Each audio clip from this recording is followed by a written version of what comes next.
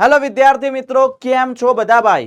તો એવી આશા રાખું છું કે એકદમ મોજમાં હશો અને બહુ મસ્ત રીતે એક્ઝામની તૈયારી કરી રહ્યા હશો. તો બેટા આજે આપણી અભિયાન 2.0 બેચની અંદર એક નવા ચેપ્ટર તરફ આપણે પ્રયાણ કરી રહ્યા છીએ અને ચેપ્ટરનું નામ તમને દેખાઈ જ રહ્યું છે ભાઈ, શ્વાસોચ્છ્વાસ અને વાયુઓનું વિનિમય, breathing and exchange of gases. આમ જોવા જઈએ દીકરા તો આ ચેપ્ટર તમારી એનસીઆરટીમાં નાનકડું આપ્યું છે પણ ઘણું બધું સમજાવે છે. છોટા પેક બડા ધમાકા એના જેવું છે. બરાબર છે? તો દરેકે દરેક એનસીઆરટીની લાઈન ટુ લાઈન આપણે સમજીશું. બરાબર, અને ડિટેલમાં પણ થોડી ઘણી વાત કરીશું. ક્લિયર છે? પણ બેટા શરત એ જ છે કે તમારે નોટ અને પેન લઈને બેસવાનું છે અને સાથે સાથે નોટ્સ પણ બનાવવાની છે. બરાબર, આજે થોડું ગળું ખરાબ છે એટલા માટે અવાજ એટલો બધો નીકળતો નથી, પણ ભાઈ એનર્જી તો એ જ છે આપણી. ક્લિયર છે? તો ચાલો શરૂઆત કરીએ છીએ આજના આપણા ધમાકેદાર, શાનદાર અને ધાકડ લેક્ચરની. ક્લિયર? તો પહેલા તો એ જોઈ લઈએ બેટા કે આજે આપણે કયા કયા મુદ્દાઓ ભણવાના છીએ. ટોટલ આખું ચેપ્ટર, જેમાં બેટા જો શરૂઆતની પ્રસ્તાવના આવશે, શ્વસન અંગો, માનવ શ્વસન તંત્ર, શ્વાસોચ્છ્વાસની ક્રિયાવિધિ, શ્વસનનું કદ અને ક્ષમતા, વાયુઓની આપ-લે. બરાબર, ત્યાર પછી વાયુઓનું વહન, એમાં ઓક્સિજનનું અને કાર્બન ડાયોક્સાઇડનું વહન, શ્વસનનું નિયમન અને શ્વસન તંત્રની અનિયમિતતાઓ. આટલા મુદ્દાઓ આપણે કવર કરી લઈશું. બરાબર છે? ચલો તો ભણીએ આપણે અહીંયા. તો પહેલા દીકરા આપણે પ્રસ્તાવના ભણીએ. અહીંયા પહેલા આપણે કોના વિશે વાત કરું? પ્રસ્તાવના. હવે આપણા ચેપ્ટરનું નામ કંઈક એવું છે કે શ્વાસોચ્છ્વાસ અને વાયુઓનું વિનિમય. હવે તમે બેટા બે શબ્દો સાંભળ્યા હશે, એક શ્વસન, એક શબ્દ સાંભળ્યો છે શ્વસન, અને બીજો શબ્દ શ્વાસોચ્છ્વાસ. તમારી એનસીઆરટી મુજબ આ ચેપ્ટરમાં શ્વસન એટલે જ શ્વાસોચ્છ્વાસ, શ્વસન ઇઝ ઇક્વલ ટુ શ્વાસોચ્છ્વાસ. પરંતુ બેમાં ફરક છે, પરંતુ બંનેમાં ફરક છે. તમે બોટનીમાં ભણી ગયા હશો પેલું વનસ્પતિમાં શ્વસન વાળું ચેપ્ટર. તો બેટા પહેલા હું તમને મિનિંગ અહીંયા સમજાવું છું. શ્વસન કે સર શ્વસનનો મતલબ શું થાય? What is respiration? શ્વસન એટલે રેસ્પિરેશન, શ્વાસોચ્છ્વાસ એટલે બ્રીથિંગ. બરાબર? યસ. ચાલો આપણે અર્થ સમજીએ પહેલા. તો પહેલું છે અહીંયા શ્વસન વિશે વાત કરું છું તમને, જોજો ખાસ. શ્વસન તો બેટા જ્યારે પણ આપણે ખોરાક લઈએ છીએ, ખોરાક ગ્રહણ કરીએ છીએ, એ ખોરાકનું શું થશે? પાચન થશે. પાચન એટલે શું? પાચનની વ્યાખ્યા શું? તો પાચનની વ્યાખ્યા એવું સાહેબ, જટિલ કણો હોય એ જટિલ કણોમાંથી સાહેબ નાના નાના કણો બને, જેના કારણે એને શોષી શકાય. કારણ કે તમે વિચારો, તમે જ્યારે ખોરાક લો એટલે શું લો ખોરાકમાં? કાર્બોદિત, ચરબી, પ્રોટીન, આ બધું લો છો. હવે કાર્બોદિત, ચરબી, પ્રોટીન એ બધું તમે જૈવઅણુમાં ભણીને આવ્યા, એ તો બધા બૃહદ અણુ છે, મોટા અણુ છે ને? યસ. તો એ બધાનું ડાયરેક્ટ પાચન, ડાયરેક્ટ શોષણ ના થાય, કે આંતરડું ને બધું શોષણ કરે. તો એને પેલા નાના નાના ટુકડામાં વિભાજિત કરવા પડે. નાના નાના ટુકડામાં વિભાજિત કરીએ, બરાબર, એને જ કહેવાય પાચન. તો એનું પાચન થઈને શું બનશે? કાર્બોદિતમાંથી શું બને બેટા? આપણે જાણીએ છીએ, બરાબર, મોનોસેકેરાઇડ બને, જેમ કે ગ્લુકોઝ ને બધા છે એ. ત્યાર પછી પ્રોટીનમાંથી શું બને? તો સાહેબ એમાંથી બને એમિનો એસિડ, એ નાનો અણુ છે એનો. ત્યાર પછી ચરબીમાંથી ગ્લિસરોલ, ફેટી એસિડ, આ બધા નાના નાના. પછી એનું શું થશે? શોષણ થશે. અને શોષાઈને પછી એ જશે ક્યાં? કોષમાં જશે. અને કોષની અંદર શું થશે બેટા? ઓક્સિજનની હાજરીમાં એનું હજુ એ વિઘટન થશે, જેને આપણે ઓક્સિડેશન કહીએ. અને ઓક્સિડેશન થાય ત્યારે એટીપી સ્વરૂપે ઉર્જા મુક્ત થાય અને કાર્બન ડાયોક્સાઇડ મુક્ત થાય. બરાબર? આ ઘટનાને શું કહેવાય? શ્વસન કહેવાય. બરાબર? તો ચાલો અહીંયા હું લખું છું કે દીકરા, અહીંયા આપણે લખી શકીએ, એક મિનિટ, હા, કે પહેલા આપણે શું કરીએ બેટા? ખોરાક લઈએ છીએ. હવે સર આ ખોરાકમાં હોય શું? ચલો એના વિશે વાત કરું. તો ખોરાકની અંદર આપણને ખબર છે કે સર કાર્બોદિત હોય, પ્રોટીન હોય, ચરબી હોય. હવે એનું થશે શું? પાચન. શું થશે? એનું પાચન થાય. Yes sir. ચલો પાચન થાય ત્યારે એમાંથી શું બને ભાઈ? તો પાચન થાય ત્યારે સર એમાંથી બનશે ગ્લુકોઝ,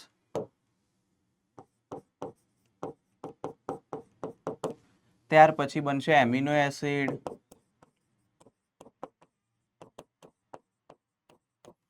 ગ્લિસરોલ, ફેટી એસિડ, આ બધું બનશે. બરાબર?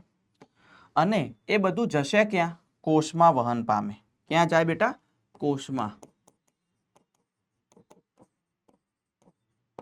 અને કોષની અંદર જઈ અને ત્યાં શું થશે? ઓક્સિજનની હાજરીમાં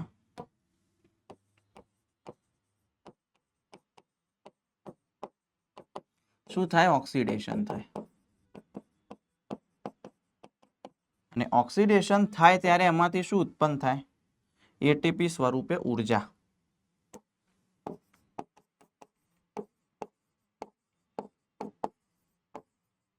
ઉર્જા મુક્ત થાય.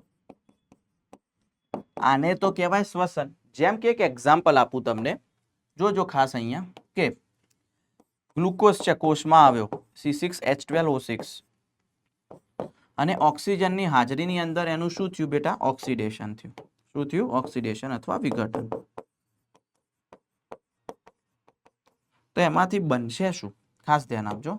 CO2 H2O અને એટીપી મળશે. બરાબર. તો ચાલો આ જે છે ગ્લુકોઝ, હવે આની તમે સંતુલન કરી દો. 6 ઓક્સિજન બરાબર, કાર્બન કેટલા છે? 6 છે. ઓકે, તો આ બાજુ પણ 6 આવશે. યસ. હાઇડ્રોજન કેટલા છે? 2 છે. અને આ બાજુ 12 છે. બરાબર, તો અહીંયા હું 6 લખી દઉં. ઓકે, અને 38 એટીપી મળે છે એવું તમે ભણી ગયા હશો બોટનીની અંદર. 38 એમાંથી પછી 36 2 પેલા વપરાઈ જાય એટલે 36 મળે, બધું તમે ભણી ગયા હશો. હવે આ જે ઘટના હતી એને કહેવાય શ્વસન. આ આખી ઘટનાને શું કહેવાય ભાઈ? શ્વસન કહેવાય. બરાબર, એક મિનિટ. આ આખી ઘટનાને આપણે શ્વસન કહીએ છીએ. બરાબર છે, તો આને શ્વસન કહેવાય, રેસ્પિરેશન કહેવાય દીકરા. સર શ્વસન વિશે સમજાઈ દીધું. હવે શ્વાસોચ્છ્વાસ એટલે શું? તો એકદમ સિમ્પલ. શ્વાસોચ્છ્વાસનો મતલબ હવા અંદર લેવી, કાર્બન ડાયોક્સાઇડ બહાર કાઢવો. એટલે કે ઓક્સિજન ગ્રહણ કરવો, કાર્બન ડાયોક્સાઇડ બહાર કાઢવો, એને કહેવાય શ્વાસોચ્છ્વાસ. એટલે શ્વસન અને શ્વાસોચ્છ્વાસ પાછા સંકળાયેલા છે. કેમ? તમે એક વસ્તુ વિચારો. તમે શ્વાસોચ્છ્વાસમાં ઓક્સિજન લેશો તો એ ઓક્સિજન અહીંયા કામમાં આવ્યો, અને ઓક્સિજન વપરાયો તો શું ઉત્પન્ન થયો? Carbon dioxide. અને કાર્બન ડાયોક્સાઇડ શું કરવાનું? બહાર કાઢવાનું. તો શ્વાસોચ્છ્વાસ. તો શ્વસન અને શ્વાસોચ્છ્વાસ એકબીજા સાથે સંકળાયેલા છે, પણ બે શબ્દો અલગ અલગ છે. પણ આપણી એનસીઈઆરટી બંનેને હાલ પૂરતા સેમ કહ્યા છે. બરાબર? યસ. તો અહીંયા આપણે લખી શકીએ કે શ્વાસોચ્છ્વાસનો મતલબ શું ભાઈ?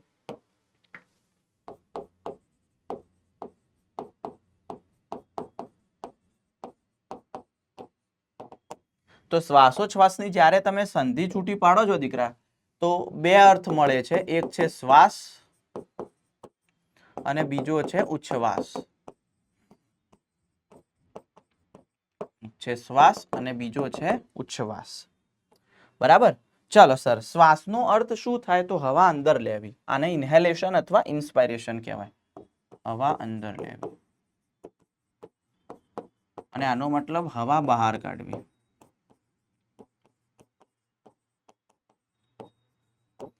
ક્લિયર છે? તો આ હતું શ્વાસોચ્છ્વાસની વ્યાખ્યા. પણ આપણે આ ચેપ્ટરમાં શ્વાસોચ્છ્વાસ વિશે જ વાત કરવાની છે. હવે એનસીઈઆરટી એ ઘણી જગ્યાએ શ્વસન શબ્દ વાપર્યો છે, તો શ્વસન એટલે શ્વાસોચ્છ્વાસ સમજજો તમે. બરાબર? કારણ કે શ્વસન એટલે શ્વાસોચ્છ્વાસ અહીંયા એનસીઈઆરટીમાં એવું કહ્યું છે, તો આપણે એ રીતે સમજીશું એને. બરાબર છે? ક્લિયર? યસ. ચલો સર, આના વિશે તો ખબર પડી ગઈ કે શું છે શું નહીં એ.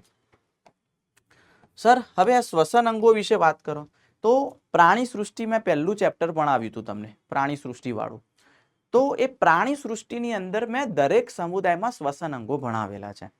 જેમ કે ભાઈ તમને ખબર છે કે મત્સ્ય જાલરો દ્વારા, સસ્તન છે એ ફેફસા દ્વારા, દેડકાની અંદર ઉભયજીવી છે તો અલગ અલગ ફેફસા હોય, જાલરો હોય, ત્વચા હોય, એમ અલગ અલગ એ શ્વસન અંગો લખાયા છે.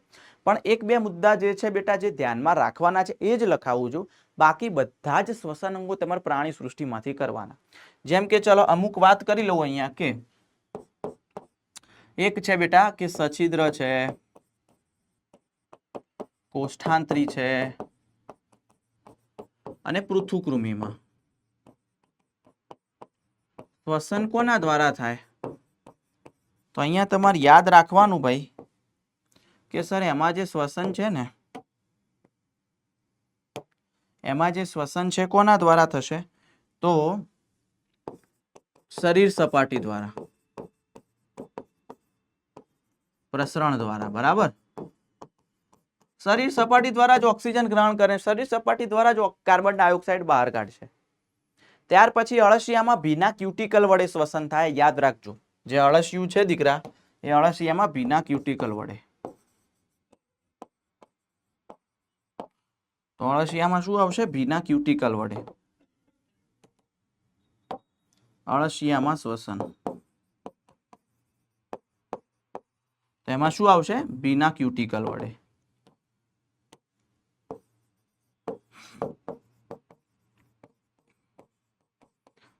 ઓલરેડી મેં બેટા શ્વસન અંગો લખાયા છે એટલે હું બધા નથી લખાવતો, તો અહીંયા લખી દઉં બાકીના શ્વસન અંગો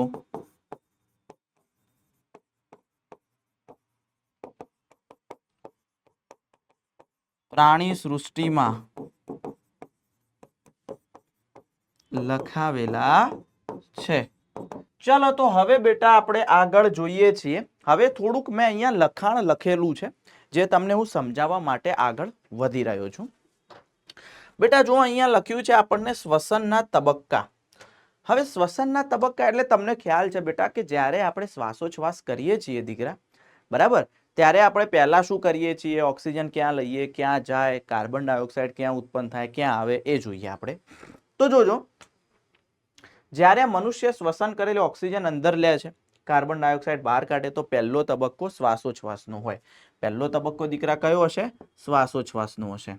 પછી શું થશે બેટા કે શ્વાસ નળીમાંથી શ્વાસ વાહિની બધામાં જશે, વાયુકોષ્ઠમાં જશે, અને વાયુકોષ્ઠમાંથી પછી શું થશે બેટા? ઓક્સિજન રુધિર કેશિકામાં જશે, અને રુધિર કેશિકામાં કાર્બન ડાયોક્સાઇડ હશે, ક્યાં આવશે? વાયુકોષ્ઠમાં આવશે. તો આ રીતે શું થશે બેટા? આપ-લે થશે. તો આ બીજો તબક્કો છે, વાયુકોષ્ઠ અને રુધિર કેશિકા વચ્ચે આપ-લે થાય. ત્યાર પછી દીકરા શું થશે? આગળ જશે અને પછી એનું શું થશે? વહન થશે. રુધિર કેશિકા છેક પેશી સુધી લઈ જાય એટલે વાયુઓનું વહન થાય, ઓક્સિજન કાર્બન ડાયોક્સાઇડનું. પછી ચોથા તબક્કામાં તમે જોઈ શકો છો, જે પેશી છે દીકરા, એ પેશીમાં કાર્બન ડાયોક્સાઇડ ઉત્પન્ન થયેલો હોય. એ કાર્બન ડાયોક્સાઇડ ઉત્પન્ન થયેલો હોય રુધિર કેશિકાને મળે, અને રુધિર કેશિકા ઓક્સિજન લાવી તો એ પેશીને આપે, એટલે આપ-લે થઈ. તો આ ચોથા નંબરે પેશી અને રુધિર કેશિકા વચ્ચે શું થાય? આપ-લે થાય. ત્યાર પછી તમે અહીંયા જોઈ શકો છો ભાઈ કે આ જે છે ત્યાંથી પછી ઓક્સિજન હતો કોષમાં જશે, ને કોષનો કાર્બન ડાયોક્સાઇડ પેશીમાં હોય. તો આ પાંચમા નંબર એને કોષીય શ્વસન કહેવાય. તો આ શું હતું? તો બેટા આ હતા શ્વસનના તબક્કા. ક્લિયર? Yes sir. નેક્સ્ટ બેટા આપણે અહીંયા જોઈએ, આપણને આપેલું છે માનવ શ્વસન તંત્ર વિશે. હવે જો અહીંયા મેં આકૃતિ દોરેલી છે, તમને ખ્યાલ આવી જશે કે અહીંયા ચલો હાઇલાઇટ કરી લે, આપણને ખબર પડે. ઓકે, યસ, હા, ચલો. આ જે છે બેટા એ સૌથી બહારના બાજુમાં તમને જે દેખાય છે એને નાસિકા છિદ્રો કહેવાય. બાહ્ય નાસિકા છિદ્રો જે હોઠની ઉપરની તરફ આવેલા હોય એક જોડ. ત્યાંથી પછી આ જે છે એને કહેવાય નાસિકા માર્ગ. બરાબર, તો નાસિકા માર્ગ અને આગળ નાસિકા ગુહા જગ્યા જે છે એ.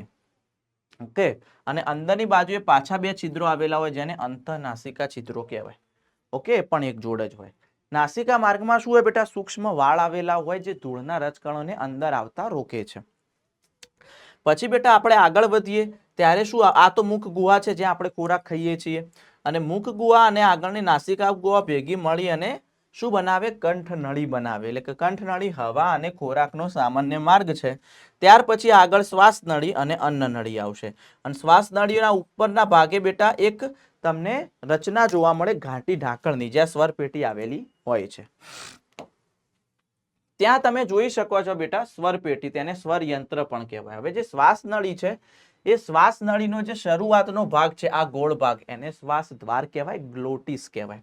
અને ત્યાંથી પછી શ્વાસ નળી આગળ જઈને બે ભાગમાં વિભાજિત થશે, જેને પ્રાથમિક શ્વાસ વાહિની કહેવાય, ડાબી અને જમણી.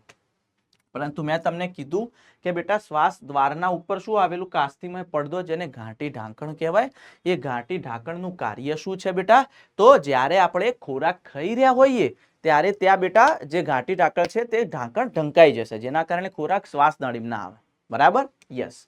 બીજું બેટા, જે મધ્ય ઉરસીય ગુહા સુધી લંબાયેલી હોય, શ્વાસ નળી મધ્ય ઉરસીય, ઉરસીય એટલે છાતીના મધ્ય છાતી સુધી લંબાયેલી હોય, અને પાંચમી ઉરસીય કશેરુકા, અહીંયા ઉરસીય કશેરુકા પાંચમી આવે, એ સમજાઈશ તમને પ્રચલન હલનચલનમાં. ત્યાંથી બે ભાગમાં વિભાજિત થઈ જાય દીકરા. બરાબર? પ્રાથમિક અને પ્રાથમિક શ્વાસ વાહિનીમાં. પ્રાથમિક શ્વાસ વાહિની વિભાજિત થાય દ્વિતીયક શ્વાસ વાહિનીમાં, દ્વિતીયક તૃતીયકમાં, તૃતીયક શરૂઆતની અંત્ય શ્વાસ વાહિકા, શ્વસન શ્વાસ વાહિકા, વાયુકોષ્ઠીય નલિકા, વાયુકોષ્ઠ. હવે મેં આ ગ્રીન કલરની શું સી આકારનું શું દર્શાવ્યું છે? તો બેટા એ સી આકારની કાસ્થિમય કડી છે, અપૂર્ણ, કારણ કે પૃષ્ઠ બાજુએ ઢંકાયેલી હોય. જે શ્વાસ નળીની શરૂઆતની શ્વાસ વાહિકા સુધી લંબાયેલ હોય છે, જે દબાણ સામે શું હોય બેટા? પ્રતિરોધક હોય. એટલે કે દબાણ આવે તો એ તૂટી ના જાય જલ્દી. ક્લિયર? યસ. પછી છેલ્લે તમે જુઓ કોથળી જેવા તમને શું જોવા મળે છે? વાયુકોષ્ઠ. તો એ વાયુકોષ્ઠનું કામ શું? આપણે હમણાં ભણી ગયા, પ્રસરણ સપાટી પૂરી પાડે છે, વાયુઓની આપલેનું સ્થાન છે. બરાબર. પછી શ્વસન તંત્રના મુખ્ય બે ભાગ, સંવહન ભાગ અને શ્વસન અથવા વાયુ વિનિમય ભાગ. સંવહન ભાગની અંદર આપણને ખબર છે બાહ્ય નાસિકા છિદ્રોથી અંત્ય શ્વાસ વાહિકા સુધીનો ભાગ હોય. એટલે કે મેં જે ભણાયું અહીંયા બાહ્ય નાસિકા છિદ્રોથી શરૂ કરીએ આપણે તો છેક અંત્ય શ્વાસ વાહિકા વાળો જે ભાગ છે એના ઉપરના બધા ભાગને શું કહેવાય બેટા? સંવહન ભાગ. અને એના પછીના 3 ભાગ વધ્યા એને વાયુ વિનિમય ભાગ કહેવાય. તો કાર્ય હવાને શરીરના તાપમાન સુધી લાવે, કારણ કે આપણે હવા અલગ અલગ વાતાવરણમાંથી લેતા હોય, કોઈ ઠંડી ગરમ, તો એને 37 ડિગ્રી સેલ્સિયસ સુધી લાવે. હવાને શુદ્ધ કરવાનું કાર્ય કરે, હવાને ભેજયુક્ત કરે. શુદ્ધ કઈ રીતે બેટા? સૂક્ષ્મ રોમ આવેલા હોય જે ગળાઈને આવે હવા, ભેજયુક્ત કરે, અંદર H2O ઉમેરે અને હવાને શ્વસન અથવા વાયુ વિનિમય ભાગ સુધી પહોંચાડે. શ્વસન અથવા વાયુ વિનિમય ભાગ એટલે શ્વસન શ્વાસ વાહિકાનો, વાયુકોષ્ઠીય નલિકા, વાયુકોષ્ઠને આપી દેશે. આનું કામ શું? આપલે કરવાનું કામ, એકબીજાને આપલે કરશે. બરાબર છે? યસ. ત્યાર પછી બેટા જુઓ ફેફસાની રચના અહીંયા દોરેલી છે, મેં તમને આપેલી છે. જુઓ 2 ફેફસા હોય, જમણું અને ડાબું. જમણા ફેફસામાં 2 ખાંચ હોય, એક છે આડી ખાંચ, બીજી ત્રાંસી ખાંચ, એટલે 3 ભાગ બને. આમાં 2 ભાગ જ બને ત્રાંસી ખાંચમાં. આજુબાજુ તમે જોઈ શકો છો બેટા શું છે? ફુફ્ફુસ આવરણ છે, 2 હોય, બાહ્ય ફુફ્ફુસ આવરણ, અંતઃ ફુફ્ફુસ આવરણ. વચ્ચે પાણી જેવું પ્રવાહી હોય ફુફ્ફુસ આવરણ જળ, જે શું કરે? ફેફસાને આંચકા સામે રક્ષણ આપે ને ઘર્ષણ ઘટાડે. નીચે ઉરોદર પટલ હશે, વચ્ચે હૃદય હશે, એટલે કે ડાબા ફેફસામાં એક ખાંચ હશે જ્યાં હૃદય ગોઠવાયેલું, જેને હૃદ ખાંચ કહેવાય. બરાબર. ત્યાર પછી બેટા આ ફેફસાની અંદર શું આવેલા હોય? તો એ ફેફસાની અંદર જ વાયુકોષ્ઠ આવેલા હોય. બરાબર. હા, યસ. ફેફસા છાતીના ભાગમાં ઉરસીય ગુહામાં આવેલા હોય. હવે ઉરસીય ચલો આકૃતિ તમારી બુકમાં આપેલી છે, મેં દોરી દીધી અહીંયા. હવે જે ઉરસીય ગુહા છે એમાં વક્ષ આગળ બેટા શું હોય? વક્ષ ભાગે એટલે કે આગળના ભાગે ઉરોસ્થિ, અહીંયા એક્ઝેક્ટ સીધું હાડકું ઉરોસ્થિ હોય. પૃષ્ઠ ભાગે શું હોય? કરોડ સ્તંભ. પાર્શ્વ ભાગે શું હોય? પાંસળીઓ હોય. અને નીચે શું હોય બેટા? ઉરોદર પટલ હોય. ક્લિયર?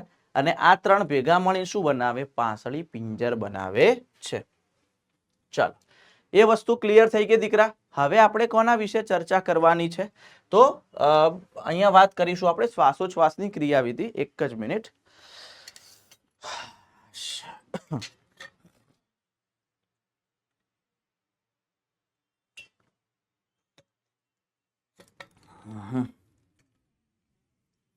શ્વાસોચ્છ્વાસની ક્રિયાવિધિ બેટા. હવે આપણને ખબર છે કે હંમેશા બેટા હવા હોય એ હવા વધુથી ઓછા દબાણ તરફ ગતિ કરે છે. બરાબર. તો હવા જે હોય એ હવા હંમેશા વધુથી ઓછા દબાણ તરફ ગતિ કરતી હોય. બરાબર. હવે તમે એક વસ્તુ વિચારો ભાઈ કે આ રીતે એક પાત્ર છે, પાત્રની અંદર હવા છે, અલગ અલગ વાયુઓ છે. ચલો 2 વાયુઓ દર્શાવું. આ છે કાર્બન ડાયોક્સાઇડ, આ છે ઓક્સિજન અને આ છે કાર્બન ડાયોક્સાઇડ. હવે ચલો આ આખા પાત્રનું એક દબાણ હશે જેને પી ટોટલ કહેવાય, અને ઓક્સિજનનું પોતાનું દબાણ હશે જેને કહેવાય PO2, ઓક્સિજનનું આંશિક દબાણ, અને આને કહેવાય PCO2, કાર્બન ડાયોક્સાઇડનું આંશિક દબાણ. તો એવું જ હોય, વધુ દબાણથી ઓછા દબાણ તરફ હંમેશા ગતિ થાય. અને તમે એક નિયમ ભણી ગયા હશો, P ચલે છે 1/V. જો દબાણ વધુ હોય તો કદ ઘટે, કદ વધે તો દબાણ ઘટે. આ બંને એકબીજાના વ્યસ્ત પ્રમાણમાં હોય. અને આના ઉપરથી જ બેટા તમને સમજાવવા માંગુ છું શ્વાસોચ્છ્વાસની ક્રિયાવિધિ. તો ખાસ સમજજો અહીંયા. પહેલા તમને સમજાવું બેટા શ્વાસની ક્રિયાવિધિ. ચાલો અહીંયા ટાઇટલ લખું છું, પહેલા લખું છું શ્વાસની ક્રિયાવિધિ.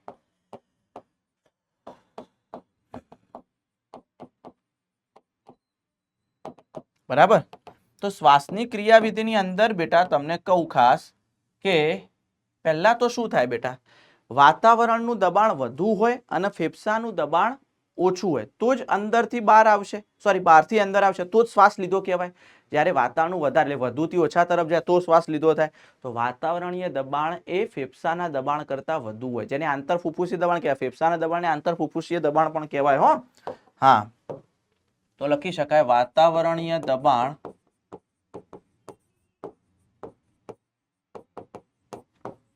એ ફેફસાના દબાણ કરતા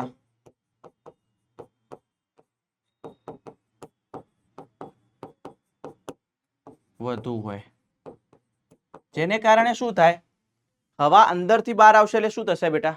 હવે તમે એક વસ્તુ વિચારો, વાતાવરણનું દબાણ વધુ છે, ફેફસાનું દબાણ ઓછું છે. ફેફસાનું દબાણ ઓછું હોય તો કદ કેવું હોય? વધારે. તો ફેફસાનું કદ વધારે હોય તો છાતીનું કદ પણ વધારે હોય. તો ઉરસીય ગુહાનું કદ વધે જેથી ફેફસાનું કદ પણ વધે.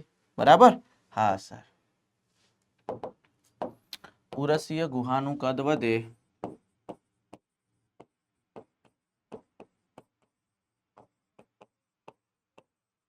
જેથી ફેફસાનું કદ પણ વધે.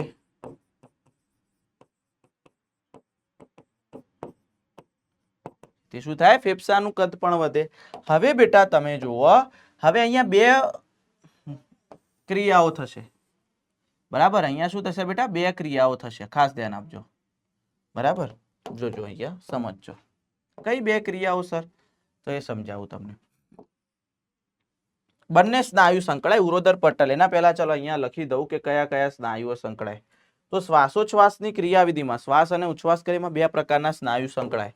તો અહીં લખું છું શ્વાસોચ્છ્વાસની ક્રિયાવિધિમાં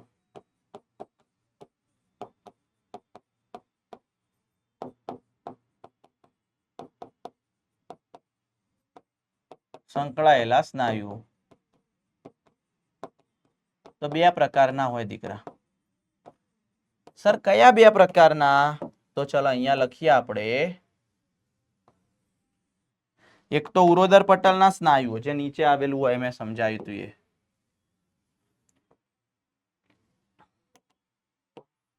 ઉરોદર પટલના સ્નાયુ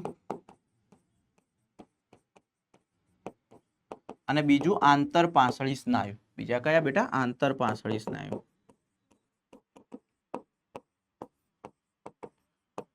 જેને ICM કહેવાય, ઇન્ટરકોસ્ટલ મસલ્સ.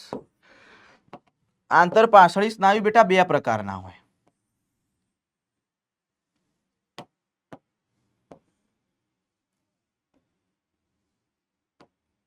એક આવશે આંતરપાંસળી સ્નાયુ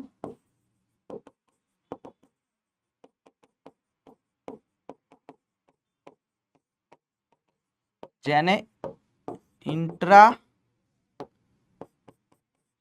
ઇન્ટરકોસ્ટલ મસલ ડબલ ICM, અને એક છે બાહ્ય આંતરપાંસળી સ્નાયુ.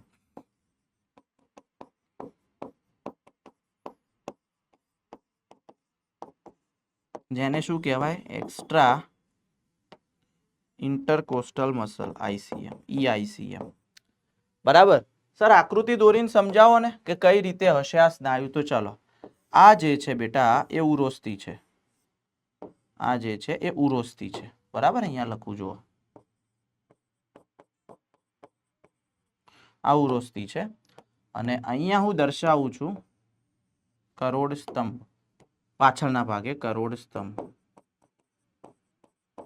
હવે ત્યાં બધા શું જોડાયેલી હોય? પાંસળીઓ જોડાયેલી હોય દીકરા. હા સર, કેમ નહીં? આ રીતે પાંસળીઓ હોય.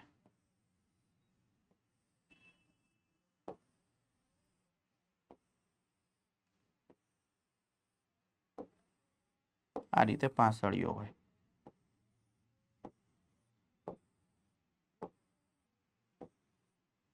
આ ભણાવીશ તમને પ્રચલન હલનચલનમાં. અને એની અંદર જે સ્નાયુઓ આવેલા હોય બેટા એક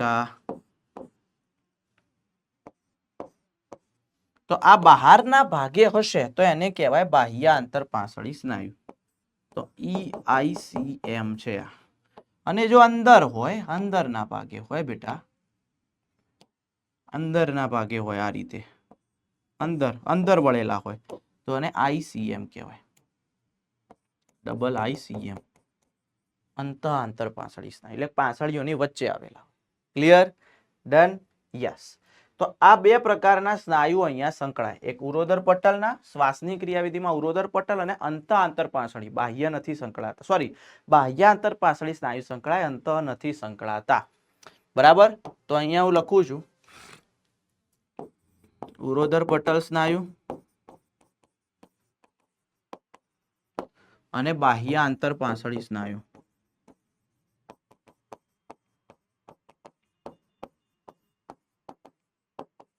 બરાબર, આ બે સંકળાય છે. હવે ઉરોદર પટલ શું થાય છે? ઉરોદર પટલનું સંકોચન થશે. એટલે કઈ રીતે સંકોચન એ સમજાવું, જોજો. સંકોચન થાય. હવે સર સંકોચન થાય એટલે શું થશે? ઉરોદર પટલ ઘુમ્મટ આકારનું હોય આ રીતે, તો એમાંથી સપાટ થાય, સંકોચન થાય એટલે. બરાબર, યસ. તો ઘુમ્મટ આકારમાંથી સપાટ થાય.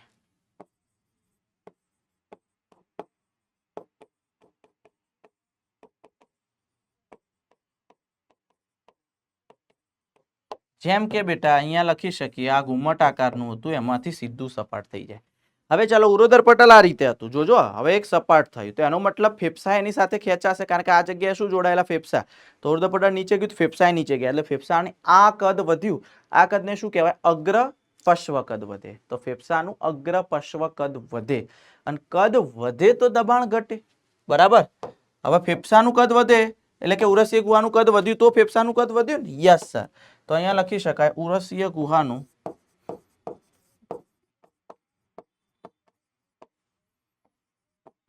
કદ વધે, જેથી ફેફસાનું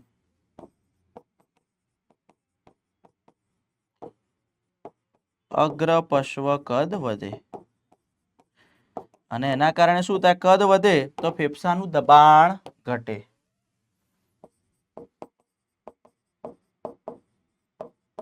દબાણ ઘટે. ચાલો, ફેફસાનું દબાણ ઘટ્યું. હવે આમાં કઈ પ્રક્રિયા થશે? બાહ્ય આંતરપાસળી સ્નાયુનું પણ સંકોચન થશે, અને આનું પણ સંકોચન થાય એટલે શું થાય? ઉરસીય ગુહાનું બેટા આ રીતે કદ વધે, એટલે કે આ રીતે કદ વધ્યું, જેને શું કહેવાય બેટા? વક્ષ પૃષ્ઠ કદ. વક્ષ પૃષ્ઠ કદ વધ્યું, અને ઉરસીય ગુહાનું વક્ષ પૃષ્ઠ વધે તો ફેફસાનું પણ આ રીતે કદ વધે. Okay, yes. તો એ લખી શકાય ઉરસીય ગુહાનું કદ વધે.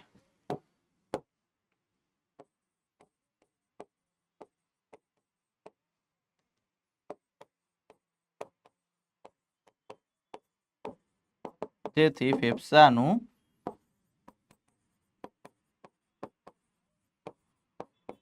વક્ષ પૃષ્ઠ કદ વધે. શું થશે બેટા? અને ફેફસાનું કદ વધ્યું તો દબાણ ઘટે. ઊંધું હોય ને બંને વ્યસ્ત પ્રમાણમાં, તો ફેફસાનું દબાણ શું થશે? ઘટે. હવે વસ્તુ વિચારો, ફેફસાનું દબાણ ઘટ્યું તો બહાર દબાણ વધુ છે ને, હવા વધુથી ઓછા તરફ આવે, તો બહારથી હવા અંદર આવશે, જેને કહેવાય શ્વાસ. બરાબર, યસ. તો અહીંયા અને એક અહીંયા, તો અહીંયા લખી શકાય હવા અંદર આવે. એને શું કહીશું આપણે? તો સર એને જ કહેવાય શ્વાસની પ્રક્રિયા. બરાબર, યસ. તો આ રીતે બેટા શ્વાસની પ્રક્રિયા થાય. એક્ઝેક્ટ આનાથી ઓપોઝિટ એટલે ઉચ્છ્વાસ. ચલો, એક્ઝેક્ટ આનાથી ઓપોઝિટ એટલે ઉચ્છ્વાસ. ચલો જોજો, શ્વાસની પ્રક્રિયા આવડે તો ઉચ્છ્વાસ આવડી જાય.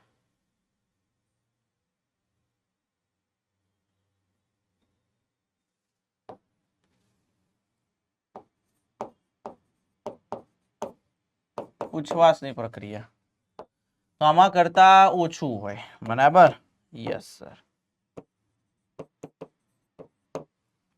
ઉરસીય ગુહાનું કદ ઘટે, જેથી ફેફસાનું કદ પણ ઘટે. બરાબર. આમાં શું થાય? સંકોચનના બદલે શિથિલન થાય.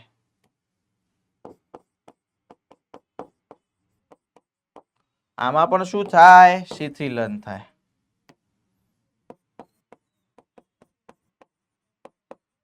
યસ.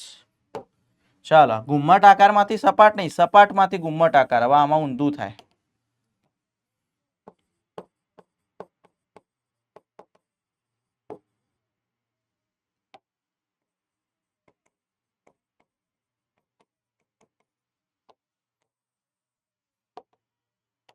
બરાબર, આ સપાટ હતું એમાંથી ઘુમ્મટ આકાર થાય.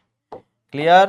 ચાલો, ઉરસીય ગુહાનું કદ ઘટે તો કદ ઘટે. બરાબર, હા સર, ઘટે.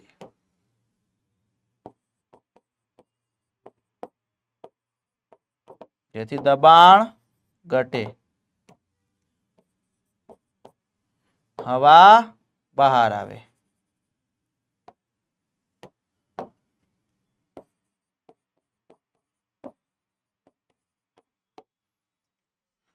કદ ઘટે, ઘટે,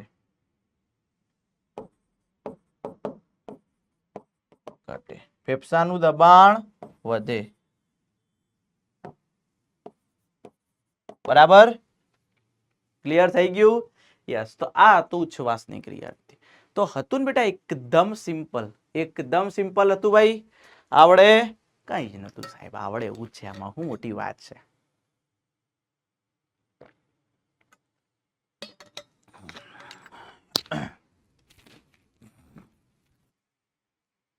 ચાલો સર, આ ક્લિયર થઈ ગયું. હવે બેટા એક વાત જુઓ, તો તમારે એનસીઈઆરટી માં આપી છે આકૃતિ. ઘુમ્મટ આકાર હતું આ રીતે, એમ સપાટ તરફ જાય. આ સપાટ હતું, આમ ઘુમ્મટ આકાર થાય. આ શ્વાસ અને ઉચ્છ્વાસ. બરાબર છે? Yes sir, yes yes yes. હવે આમાં એક નોંધ લખવાની બેટા, જ્યારે તમે તીવ્ર શ્વાસોચ્છ્વાસ કરો ને, જ્યારે તમે દોડો છો ને પછી તીવ્ર શ્વાસોચ્છ્વાસની ક્રિયા થાય વધુ પડતી, ત્યારે બેટા ઉદરના પેટના સ્નાયુએ શ્વાસોચ્છ્વાસમાં સંકળાય અને સાથે સાથે અંતર પાંસળીએ સંકળાય. તીવ્ર શ્વાસોચ્છ્વાસમાં જ થશે. બરાબર? યસ. તો અહીંયા લખી શકીએ આપણે, તીવ્ર શ્વાસોચ્છ્વાસ દરમિયાન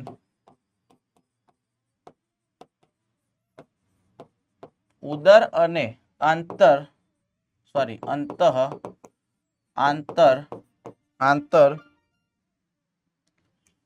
પાંસળી સ્નાયુઓ, એક મિનિટ, આંતર પાંસળી સ્નાયુઓ પણ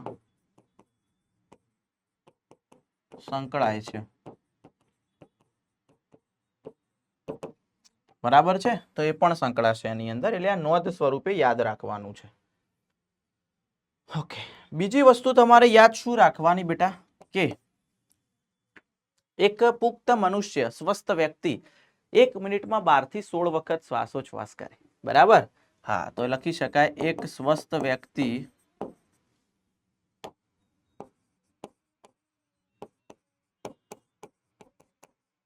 1 મિનિટમાં 12 થી 16 વખત શ્વાસોચ્છ્વાસ કરે.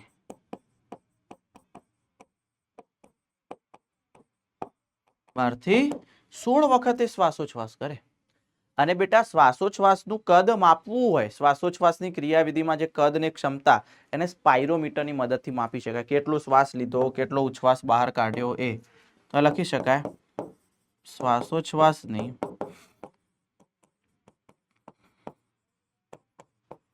ક્રિયાવિધિમાં સામેલ વાયુઓનું કદ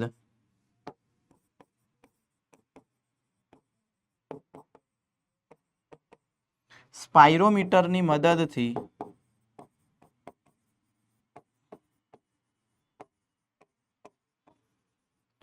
માપી શકાય. બરાબર? સ્પાઇરોમીટરની મદદથી એ માપી શકાતું હોય છે. ક્લિયર છે આ? Yes sir, definitely. હવે બેટા અહીંયા શ્વસનના કદ અને ક્ષમતા આપી છે. તો પહેલી હું વાત કરું છું શ્વસનનું કદ. હવે સ્પાઇરોમીટરમાં યાદ રાખજો, આરવી માપી ના શકાય. આરવી રેસિડ્યુઅલ વોલ્યુમ સમજાવું છું, હમણાં આવશે. તો બેટા પહેલું વાત કરું શ્વસનનું કદ. બરાબર? તો પહેલા આપણે અહીંયા લખીએ શ્વસનનું કદ.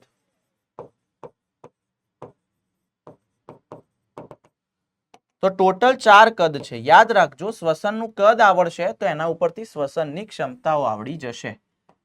કોઈ મોટી વાત છે નહીં. ઓકે, બરાબર? 1, 2, 3 અને 4. ચલો અહીંયા લખું છું. પહેલા એક છે ટીવી, જેને કહેવાય ટાઇડલ વોલ્યુમ. બીજું છે આઈઆરવી, જેને કહેવાય ઇન્સ્પાયરેટરી રિઝર્વ વોલ્યુમ.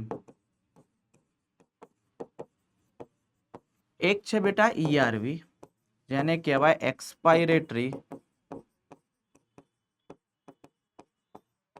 રિઝર્વ વોલ્યુમ, અને એક છે આરવી, જેને કહેવાય રેસિડ્યુઅલ વોલ્યુમ. બરાબર, આટલા છે. ચાલ, હવે તમારે યાદ રાખવાનું અહીંયા ટીવી નો મતલબ શું થાય, આઈઆરવી એટલે શું, ઈઆરવી એટલે શું, અને આરવી એટલે શું. બહુ મસ્ત રીતે શોર્ટમાં સમજાવું, ટૂંકું ને ટચ. ટીવી એટલે બેટા તમે જે સામાન્ય શ્વાસ લો છો, જેમ કે નોર્મલ, તો તમે કેટલી હવા ગ્રહણ કરી એને કહેવાય ટીવી. અથવા બીજી વ્યાખ્યા, તમે સામાન્ય ઉચ્છ્વાસ બહાર કાઢો તો કેટલી બહાર કાઢી એને પણ ટીવી કહેવાય. તો એ કેટલું હોય, 500 ml તમે અંદર લો છો, 500 ml નોર્મલ બહાર કાઢો છો, તો ટીવી નું મૂલ્ય કેટલું હોય બેટા, તો અહીંયા લખી શકીએ 500 ml. તો TV is equal to 500 ml. જો વ્યાખ્યા હું બોલું છું, લખતો નથી. સામાન્ય શ્વાસ દરમિયાન અંદર લેવામાં આવતી હવાનું કદ, અથવા તો સામાન્ય ઉચ્છ્વાસ દરમિયાન બહાર કાઢવામાં આવતી હવાનું કદ. જો મારે 1 મિનિટમાં ગણતરી કરવી હોય તો 1 મિનિટમાં ટીવી કેટલી થાય, 1 મિનિટમાં આપણે 12 થી 16 વખત કરી શકીએ. બરાબર, 12 થી 16 વખત એને 500 વડે ગુણી દો તો કેટલા થાય બેટા, 12 ગુણ્યા 5 એટલે 6000, 16 પંચા 80 એટલે 8000 ml. 1 મિનિટમાં આપણે 6000 થી 8000 ml જેટલો શ્વાસ લઈએ ને એટલો બહાર કાઢીએ નોર્મલ. ચાલો, એ જ રીતે આઈઆરવી નો મતલબ શું, તમે દબાણપૂર્વક કેટલો શ્વાસ મેક્સિમમ અંદર લઈ શકો એને આઈઆરવી કહેવાય. અને કેટલું હોય, 2500 થી 3000 તમે લઈ શકો. બરાબર, તો અહીંયા યાદ રાખવાનું એ કેટલું હશે, તો આઈઆરવી ઇઝ ઇક્વલ ટુ 2500 થી 3000. એમાં મિનિટની ગણતરી કરવાની કોઈ જરૂર નથી. અને એનાથી ઊંધું એટલે ઈઆરવી, તમે દબાણપૂર્વક કેટલું બહાર કાઢી શકો એને કહેવાય ઈઆરવી. કેટલું બહાર કાઢી શકો, 1000 થી 1100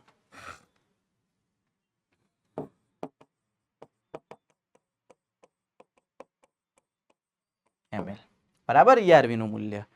અને હવે તમે દબાણપૂર્વક બહાર કાઢી, હવે તમે મેક્સિમમ લીધું હતું કેટલું, 2500 3000, પણ દબાણપૂર્વક તો 1000 થી 1100 કાઢી, તો બાકી વધેલી જે હોય હવા એને આરવી કહેવાય. અને હવા કદી બહાર નીકળતી નથી એટલી તો બાકી રહે જ છે, એટલા માટે સ્પાયરોમીટરમાં નહીં માપી શકાતી, એને રેસિડ્યુઅલ. એટલા માટે ફેફસા ચોંટી નહીં જતા, થોડી હવા તો રહે જ છે એટલે ફેફસા ચોંટી જતા નથી. તો આરવી કેટલું હોય, 1100 થી 1200 ml. ક્લિયર, ડન છે આ? યસ. તો આ મેં વ્યાખ્યા હું બોલી ગયો છું, લખી નથી, પણ એના કદ બધાના લખી દીધા. આ જ રીતે તમે શ્વસનનું ક્ષમતા પણ માપી શકો બેટા. ચલો, અહીંયા ટાઇટલ લખું, શ્વસનની ક્ષમતા. આઈસી, ઈસી, એફઆરસી, વીસી અને ટીએલસી 5 છે. બરાબર, શ્વસનની ક્ષમતા. એમાં સરવાળો કરવાનો કદનો, એકદમ સિમ્પલ છે આ પણ. ઓકે,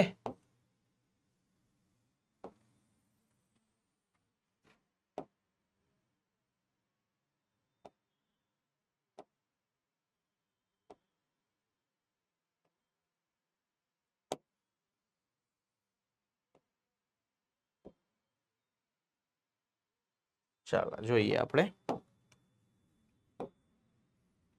1 2 3 4 અને 5. ચાલો જોઈએ કઈ કઈ છે સાહેબ ક્ષમતાઓ, તેના વિશે લખું છું અહીંયા, ધ્યાન આપજો. તો એક છે આઈસી, ઇન્સ્પાયરેટરી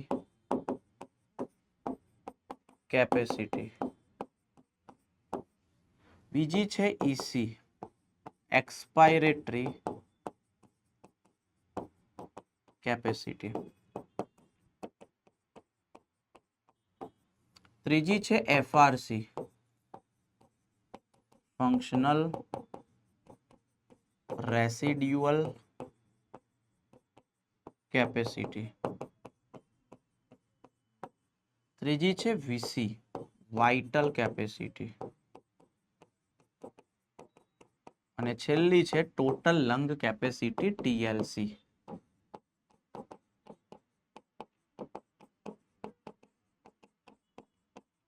જો આ બધી વ્યાખ્યાઓ પણ કહું છું અને પછી લખીશ એને.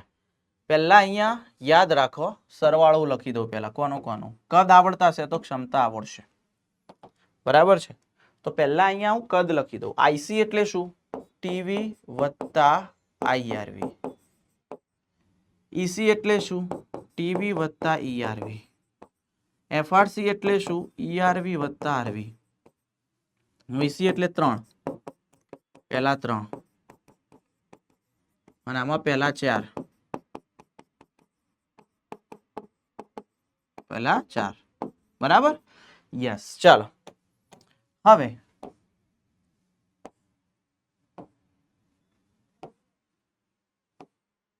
જો IC નો મતલબ શું કે બેટા તમે સામાન્ય ઉચ્છ્વાસ કરો પછી તમે મેક્સિમમ કેટલી હવા અંદર લઈ શકો?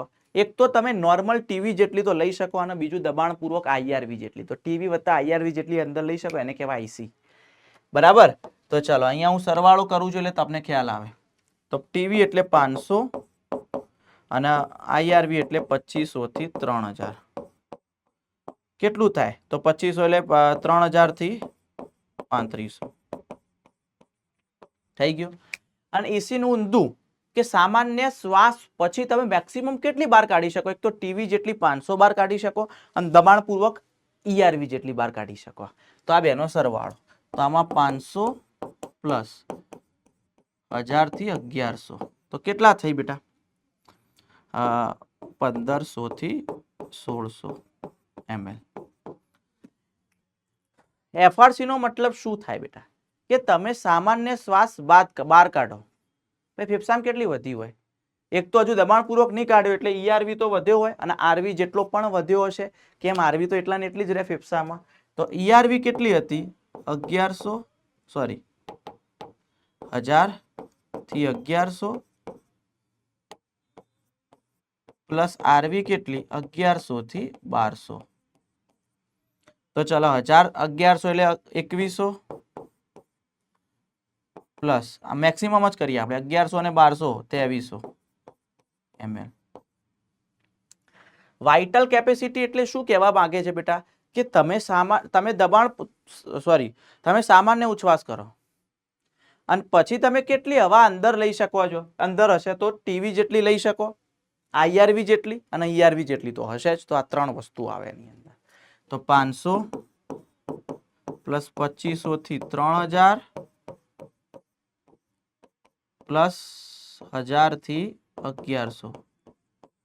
ચાલો સરવાળો કરીએ તો કેટલું થશે? અહીંયા 2500 ને 3000, 3000 ને 3500, બરાબર? 2500 ને 3000, 3000 ને 4000, સોરી,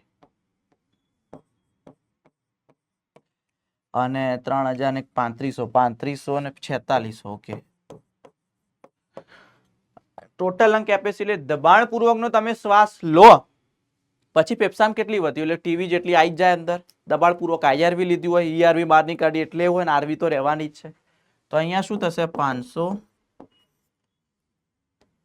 પ્લસ 2500 થી 3000 પ્લસ 1000 થી 1100 પ્લસ 1100 થી 1200. ચલો 3000, 4000 અને 4600, સોરી 5100 અને 3500, 4500, 5500, 56, 57, 5800 જેટલું, 5800 ml. ક્લિયર? તો આ બધી શું ભણે આપણે બેટા? તો શ્વસનની કદ અને શ્વસનની ક્ષમતાઓ વિશે. ચાલો જોઈએ. હવે બેટા એક ટોપિક આવે છે વાયુઓની આપલે, એક્સચેન્જ ઓફ ગેસીસ. વાયુઓની આપલે વિશે આપણે ચર્ચા કરીશું. તો દીકરા આપણે ભણી ગયા શરૂઆતમાં જે શ્વસનના તબક્કાઓ હતા, વાયુની આપલે વાયુકોષ્ઠ અને પેશી વચ્ચે, વાયુકોષ્ઠ અને રુધિર વચ્ચે થાય, પછી રુધિર અને પેશી વચ્ચે થાય છે. તો પહેલા તો હું તમને અહીંયા જે આકૃતિ આવે છે બેટા, એકવાર આપણે આકૃતિ બનાવી દઈએ, જે આપણી બુકમાં પણ આપેલી છે. તો ખાસ ધ્યાન આપજો કઈ આકૃતિ છે. બરાબર, આ વાયુકોષ્ઠ છે. વાયુકોષ્ઠનું જે અંદરનું લેયર છે બેટા, એ લાદીસમ અધિચ્છદ હોય, તો તમે ભણી જ ગયા છો.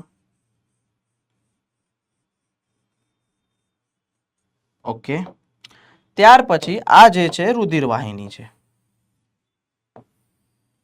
આ રુધિર વાહિની છે. રુધિર વાહિનીનું પણ અંદરનું લેયર શેનું હોય બેટા? લાદીસમ અધિચ્છદ. એ પણ શેનું હશે દીકરા? તો લાદીસમ અધિચ્છદ.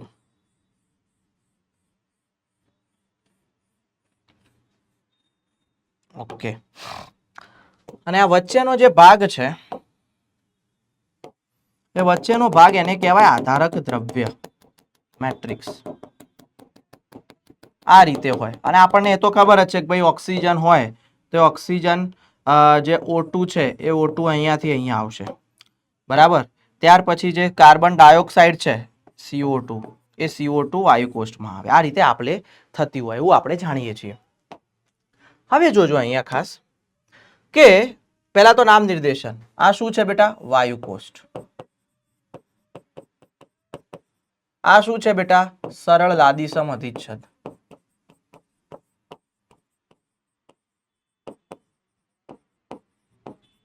આ શું છે બેટા? આધારક દ્રવ્ય. આ શું છે? રુધિર કેશિકા.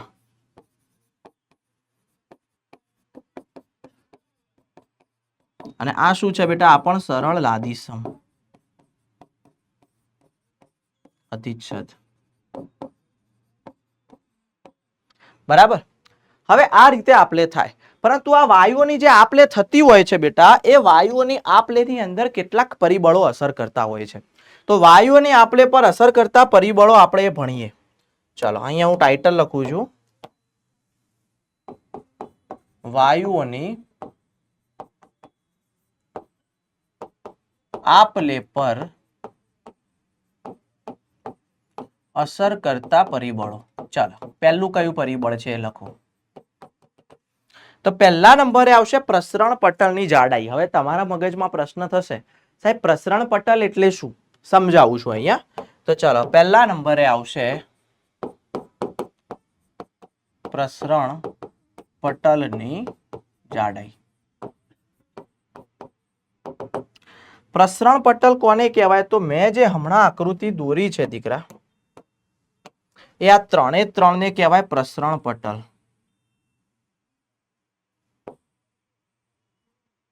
આ ત્રણે ત્રણને શું કહેવાય? પ્રસરણ પટલ કહેવાય. કયા ત્રણ સર?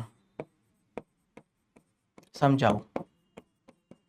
વાયુકોષનું લાદીસમ અધિચ્છદ આવી ગયું, વચ્ચે આધારક આવી ગયું, અને રુધિરવાહિનીનું અધિચ્છદ આવી ગયું લાદીસમ. એ ત્રણ ભેગા થાય એને પ્રસરણ પટલ કહેવાય. ખૂબ જ પાતળું હોય, લગભગ 1 મિલીમીટર કરતા ઓછી જાડાઈ હોય એની, એને કહેવાય પ્રસરણ પટલ. તો જો પ્રસરણ પટલ વધારે જાડું હશે એનો મતલબ વધારે જગ્યા હશે, તો ઓક્સિજન કાર્બન ડાયોક્સાઇડને વધારે સમય લાગશે આવતા જતા. પણ પ્રસરણ પટલ જેટલું પાતળું એટલું ઝડપી જાય. બરાબર, તો અહીંયા પ્રસરણ પટલમાં 3 આવશે. તો આ જે છે પ્રસરણ પટલ, એ પ્રસરણ પટલની અંદર દીકરા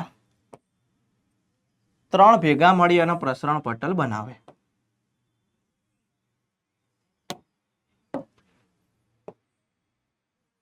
એક, 2 અને 3. પહેલું શું લખીશું આપણે? વાયુકોષ્ઠનું સરળ લાદીસમ અધિચ્છદ. બરાબર, બીજા નંબરે શું આવશે બેટા? આધારક દ્રવ્ય. ત્રીજા નંબરે રુધિર વાહિનીનું, રુધિર કેશિકાનું લાદીસમ અંતઃચ્છદ. અંદર છે એટલે અંતઃચ્છદ કે. એટલે કે આ 3 ભેગા મળે ત્યારે આને શું કહેવાય? પ્રસરણ પટલ. આ 3 ની ભેગી થઈને જાડાઈ કેટલી હોય છે? 1 મિલીમીટર કરતા ઓછી. બરાબર,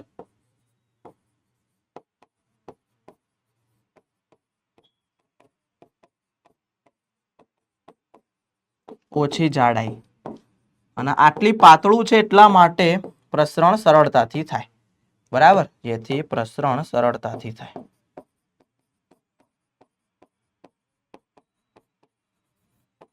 સમજી ગયા?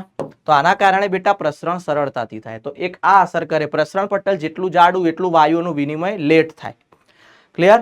ચાલો બીજા નંબરે લખું છું અહીંયા હું વાયુઓની દ્રાવ્યતા, સેકન્ડ નંબર. ઓકે, બીજા નંબરે આવશે વાયુઓની દ્રાવ્યતા. એ પણ એક પરિબળ અસર કરે છે.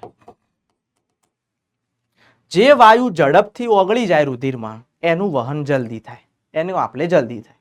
તો જે વાયુની દ્રાવ્યતા વધુ તેનું પ્રસરણ વધુ, બરાબર? યસ. તો અહીંયા લખી શકાય જે વાયુની દ્રાવ્યતા વધુ તેનું પ્રસરણ ઝડપી. જેમ કે હું વાત કરું અહીંયા, ઓક્સિજન કરતા કાર્બન ડાયોક્સાઇડ વાયુની દ્રાવ્યતા 20 થી 25 ગણી વધારે, એટલે એટલા માટે કાર્બન ડાયોક્સાઇડનું પ્રસરણ ઝડપી થાય, બરાબર? તો લખી શકાય O2 કરતા CO2 વાયુની દ્રાવ્યતા 20 થી 25 ગણી વધુ છે. ચાલો, ક્લિયર છે આ? ચાલો, એક આ વાયુની દ્રાવ્યતા અસર કરશે અને ત્રીજા નંબરે આવશે આંશિક દબાણ. ચાલો, થર્ડ વન ઇઝ આંશિક દબાણ, પાર્શિયલ પ્રેશર. જેનું આંશિક દબાણ વધુ તેનું પ્રસરણ વધુ, બરાબર? હા, તો અહીંયા લખી શકાય આંશિક દબાણ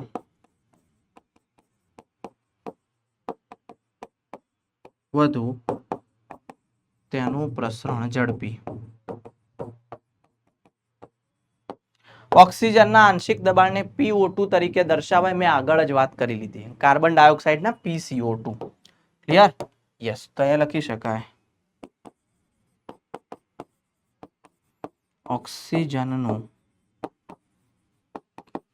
આંશિક દબાણ ઇઝ ઇક્વલ ટુ PO2 અને કાર્બન ડાયોક્સાઇડનું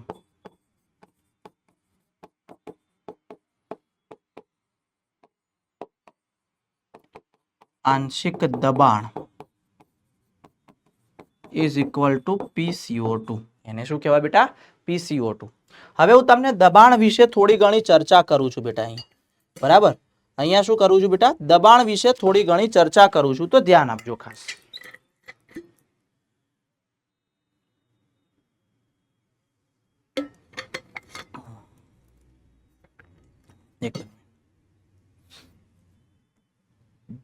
ચાલો, તમારી બુકમાં એક આવું કોષ્ટક આપ્યું છે. આપણે ઓક્સિજન અને કાર્બન ડાયોક્સાઇડના જ દબાણની વાત કરીશું, કારણ કે શ્વસનમાં એનો જ ઉપયોગ થાય છે એટલા માટે. હવે જોજો, ઓક્સિજન અને કાર્બન ડાયોક્સાઇડના દબાણની વાત કરીએ તો વાતાવરણમાં અલગ હોય, વાયુ કોષ્ઠમાં અલગ હોય, ઓક્સિજન યુક્ત રુધિરમાં અલગ હોય, ઓક્સિજન વિહીનમાં અલગ હોય. જેમ કે આપણે સમજાવું અહીંયા હું, આ વાયુ કોષ્ઠ છે, આ વાયુ કોષ્ઠ છે, બરાબર? પછી અહીંયા હું હૃદય દોરું છું, ધ્યાન આપજો ખાસ. આ હૃદય છે, બરાબર? હૃદયના બે ખંડો દર્શાવી દઉં, સોરી 4 ખંડો દર્શાવી દઉં. યસ.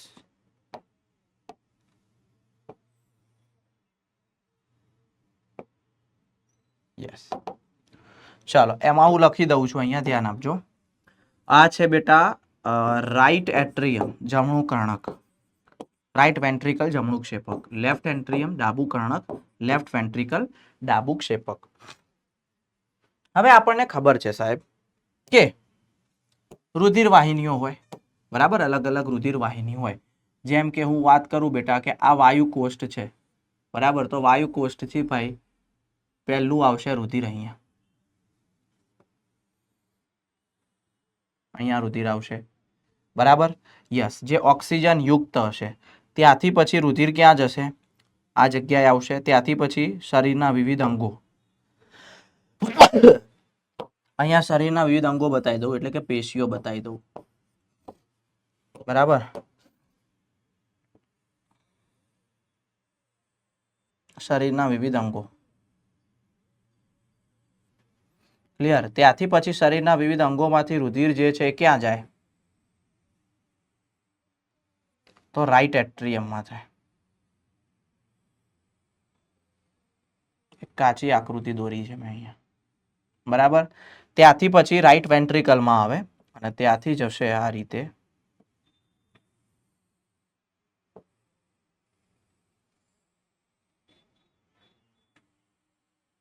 આ રીતે.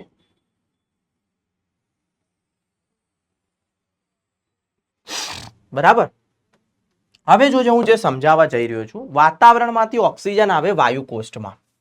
તો ભાઈ વાતાવરણની અંદરથી આ ઓક્સિજન આવ્યો. બરાબર, એટલે વાતાવરણમાં કંઈક એનું PO2 હશે દીકરા.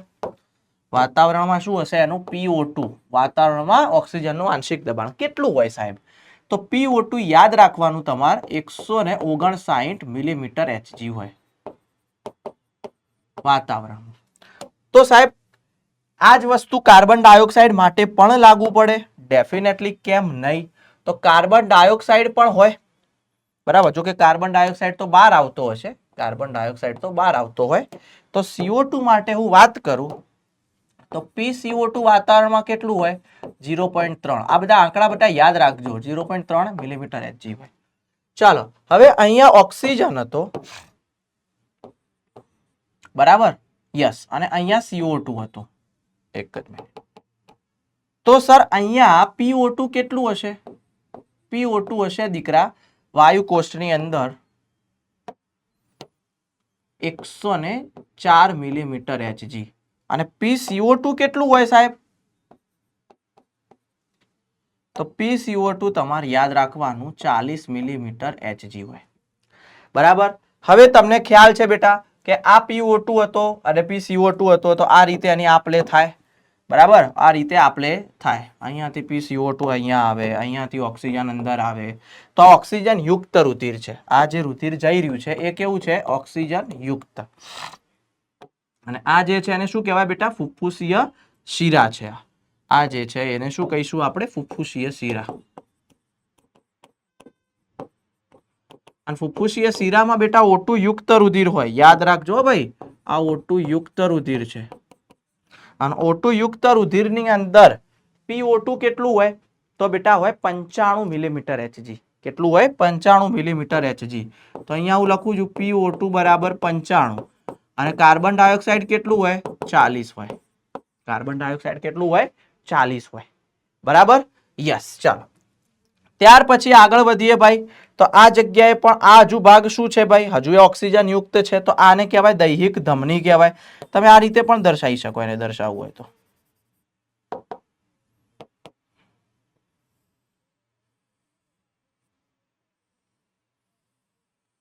બરાબર, તો આ જે ભાગ છે એને શું કહીશું આપણે? દૈહિક ધમની. જેમાં પણ ઓક્સિજન યુક્ત જ હશે, O2 યુક્ત. તો એમાં એટલું જ હોય O2 યુક્ત રુધિરની અંદર. તો કેટલું હશે? 95 અને PCO2 40.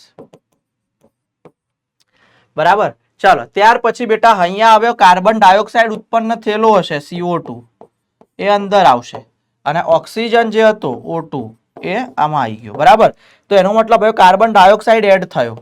તો કાર્બન ડાયોક્સાઇડ એડ થયો તો હવે આ જે રુધિર છે બેટા એ કેવું છે? CO2 યુક્ત આવી ગયું. હવે આ બધું જે રુધિર હતું એ કેવું આવી ગયું? CO2 યુક્ત રુધિર આવી ગયું. બરાબર, આ બાજુ જે હતું એ કેવું રુધિર હતું ભાઈ? O2 યુક્ત હતું. તો આ જે છે બેટા એને શું કહેવાય? તો આને દૈહિક શિરા કહેવાય. આને શું કહેવાશે? દૈહિક શિરા. અને ત્યાં હવે CO2 વધારે છે તો PCO2 વધારે હશે. બરાબર, તો આને કહી શકાય બેટા O2 વિહીન રુધિર. અને ત્યાં તમે લખી શકો PO2 40 થઈ જાય અને PCO2 45 થઈ જાય. સમજી ગયા? ક્લિયર છે? જો અહીંયા બતાવેલું છે આપણને, ક્યાં ગયું ભાઈ કોષ્ટક, અહીંયા બતાવેલું છે 159, 104, 40, 95, 40, 0.3, 40, 45. ઓક્સિજન વીરમાં 45 હોય, ઓક્સિજન યુક્તમાં 40 હોય અને પેશીની અંદર પણ 45 હોય. બરાબર? યસ. ચલો, ક્લિયર છે? આ પેશીની અંદર 45 હોય તો લખવાનું રહી ગયું. ઓકે, અહીંયા PO2 ઇઝ ઇક્વલ ટુ 40 અને PCO2 ઇઝ ઇક્વલ ટુ 45. આ યાદ રાખજો. બરાબર? ચાલો, અહીંયા પણ વસ્તુ ખબર પડી ગઈ. હવે આ જે છે એને શું કહીએ આપણે? દૈહિક ફુફ્ફુસીય શિરા, ફુફ્ફુસીય ધમની, સોરી, આ છે ફુફ્ફુસીય ધમની.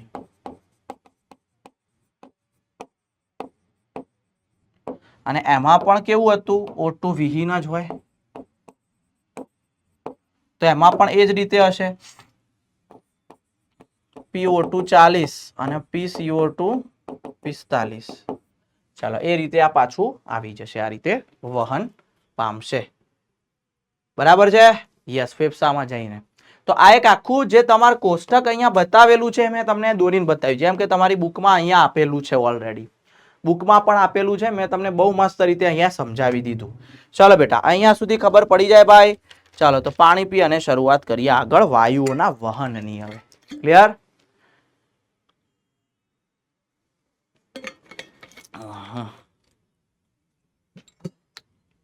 વાયુઓની આપણે પૂરો થઈ ગયો ટોપિક. હવે આવે છે આ જો, આ પણ આકૃતિ બતાવી દીધી મેં. ઓકે, વાયુઓનું વહન. મેં શ્વસનના તબક્કાઓમાં તમને પહેલા શ્વાસોચ્છ્વાસ સમજાયું, વાયુઓની આપલે સમજાઈ, કોના કોના વચ્ચે? વાયુકોષ્ઠ અને રુધિર વચ્ચે, અને પેશી વચ્ચે પણ આવી ગયું. હવે સમજાવું વાયુનું વહન, ટ્રાન્સપોર્ટ ઓફ ગેસીસ કઈ રીતે. તો વાયુ બે છે આપણી પાસે. બરાબર? વાયુઓના વહનની અંદર બે છે.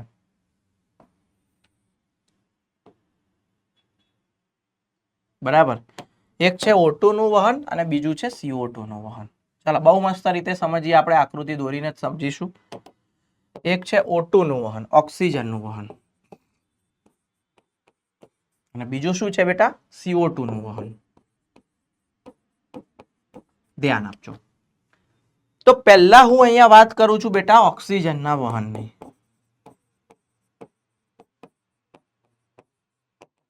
ઓક્સિજનનું વહન બે રીતે થાય.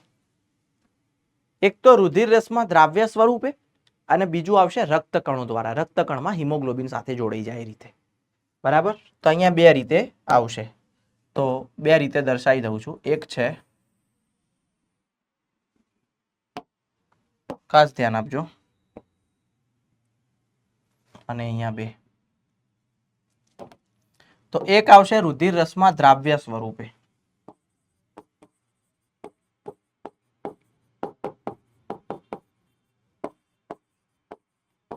અને એક આવશે રક્તકણો દ્વારા.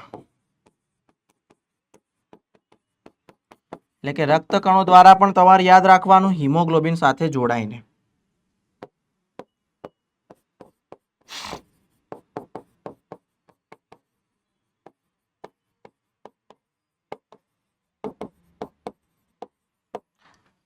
રુધિરરસમાં દ્રાવ્ય સ્વરૂપે બેટા 3% દ્વારા જ થાય, બાકીનો 97% હિમોગ્લોબિન સાથે જોડાઈને જ વહન પામે ઓક્સિજન. બરાબર? જોજો ખાસ.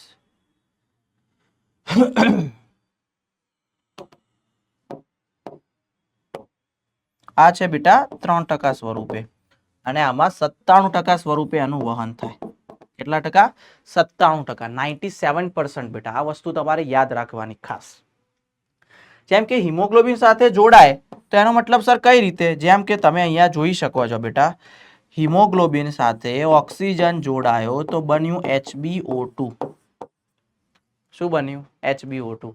અને આને કહેવાય ઓક્સી હિમોગ્લોબિન. શું કહેવાય એને? ઓક્સી હિમોગ્લોબિન. લખી દઉં? હા, તો આને શું કહીશું આપણે? ઓક્સી હિમોગ્લોબિન. ગ્લોબિન કહેવાય. તેને આપણે ઓક્સી હિમોગ્લોબિન તરીકે ઓળખતા હોઈએ છીએ, જે 97%. જેમ કે તમે એક વસ્તુ વિચારો, હું એક આકૃતિ દોરું છું એટલે તમને ત્યાં ખબર પડી જાય કે ભાઈ આ જે છે એ વાયુકોષ્ઠ છે. બરાબર? હવે આ વાયુકોષ્ઠ છે અને અહીંયા મેં જે દોરી એ રુધિર વાહિની છે. એવું વિચારી લો, આ રુધિર વાહિની છે. બરાબર? રુધિરવાહિનીમાં રક્તકણ પણ હશે, બરાબર, રક્તકણ પણ હશે રુધિરવાહિનીમાં, અને રક્તકણની અંદર આ રીતે હશે, બરાબર, રક્તકણ હશે. હવે આ જે છે એમાં ઓક્સિજન હતો, એ ઓક્સિજન બે રીતે વહન પામે. કઈ રીતે બેટા? આ જે છે બધું શું છે? રુધિર રસ છે. આ જે છે એને શું કહેવાય? રુધિર રસ. અને આ જે છે એને શું કહીશું આપણે? રક્તકણ. તો મેં તમને કીધું રુધિર રસ દ્વારા જે ઓક્સિજન છે એ કેટલા ટકા બેટા? 3% સ્વરૂપે જ વહન પામે. એટલે કે વાયુકોષમાંથી જ્યારે પણ ઓક્સિજન રુધિર રસમાં આવશે તો 3% ઓક્સિજન જ ખાલી વહન પામશે અને પેશી સુધી પહોંચશે રુધિર રસ દ્વારા. બાકીનો 97% જે O2 હતો એ કોની સાથે જોડાઈ ગયો? હિમોગ્લોબિન સાથે. અને શું બનાવ્યું? HbO2, ઓક્સી haemoglobin સંકીર્ણ, 97%. અને આ રીતે પછી આખું આ જે તમને હોડી દેખાય છે જશે પેશી પાસે, પછી એ રીતે ઓક્સિજન મળશે. તો આ બે વસ્તુ યાદ રાખવા કે 97% રક્તકણ દ્વારા, 3% રુધિર રસ દ્વારા. ક્લિયર? હવે ઓક્સિજન વિયોજન વક્ર વિશે આપણે વાત કરીએ. એ થોડુંક તમને સમજાવો અહીંયા શું કહેવા માંગે છે એ. બરાબર, ઓક્સિજન વિયોજન વક્ર એના વિશે વાત કરીએ. આવો એક આલેખ તમારી બુકમાં આપેલો છે, ઓક્સિજન વિયોજન વક્ર. ઓક્સિજન ડિસોસિએશન કર્વ કહેવાય. ઓક્સિજન વિયોજન વક્ર શું છે સર? આ ઓક્સિજન વિયોજન વક્ર, તો એનો આલેખ દોરું છું બેટા.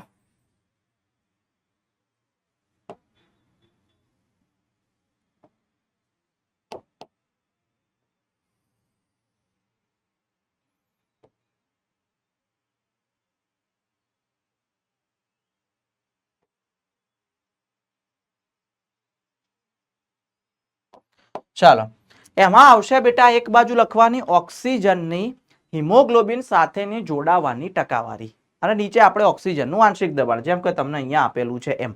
બરાબર, તો અહીંયા હું લખું છું એક બાજુ ઓક્સિજનની O2 ની Hb સાથેની જોડાવાની સંતૃપ્તતાની ટકાવારી, અને અહીંયા શું આવશે? ઓક્સિજનનું આંશિક દબાણ, જેને PO2 કહીએ આપણે. તો આલેખ કંઈક આપણને આવો મળે છે, જેને કહેવાય સિગ્મોઇડ આલેખ. જેને શું કહેવાય? સિગ્મોઇડ. એટલે કે જેમ જેમ પહેલા ઓક્સિજનનું આંશિક દબાણ વધે તેમ ઓક્સિજન હિમોગ્લોબિન જોડાવાની ક્ષમતા વધે, અને પછી એક એવો સમય આવશે જ્યાં સ્થિર થઈ જશે. તો આને કયો આલેખ કહેવાય બેટા? તો આને આપણે કહીએ છીએ એસ આકાર. એટલે કે સિગ્મોઇડ આકાર.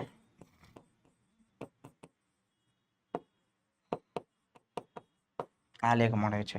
હવે આ જ આલેખ બેટા નીચેની તરફે ખસી શકે, ઉપરની તરફે ખસી શકે, જમણી બાજુ પણ અને ડાબી બાજુ પણ. ચલો કઈ રીતે એ સમજાવું તમને, તો અહીંયા ધ્યાન આપજો ખાસ.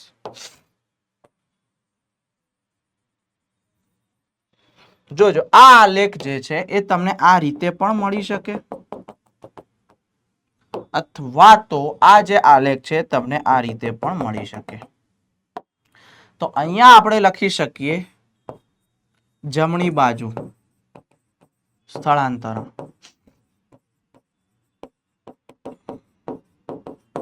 અને આ જે છે એમાં લખી શકાય ડાબી બાજુ સ્થળાંતરણ. સમજી ગયા? આ જમણી બાજુ સ્થળાંતરણ થયું અને આ ડાબી બાજુ સ્થળાંતરણ થયું. હવે જો હું એક વાત કરું દીકરા, અહીંયા તમે ખાસ ધ્યાન આપજો કે ક્યારે આલેખ જમણી બાજુ ખસે ને ક્યારે આલેખ ડાબી બાજુ ખસે, એના વિશે વાત કરું. ડાબી બાજુ ખસે એનો મતલબ વસ્તુ સારી છે સાહેબ, કારણ કે Hb અને O2 વધારે જોડાય, જમણી બાજુ ઓછું જોડાય, એનો મતલબ એવો થયો. તો અહીંયા આલેખ આપેલો છે, તો અહીંયા હું લખી દઉં છું કે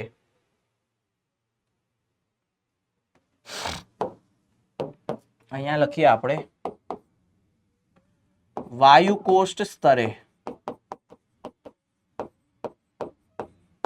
અને અહીંયા હું લખું છું પેશી સ્તરે.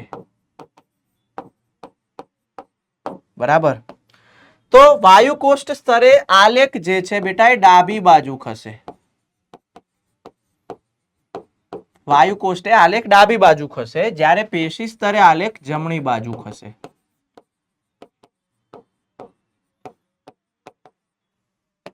કેમ સર? એનું રીઝન શું? કારણ કે બેટા વાયુ કોષ્ટ જે છે ત્યાં PO2 વધુ હોય, PCO2 ઓછું હોય, H+ ની સાંદ્રતા ઓછી હોય, તાપમાન ઓછું હોય એટલા માટે. બરાબર.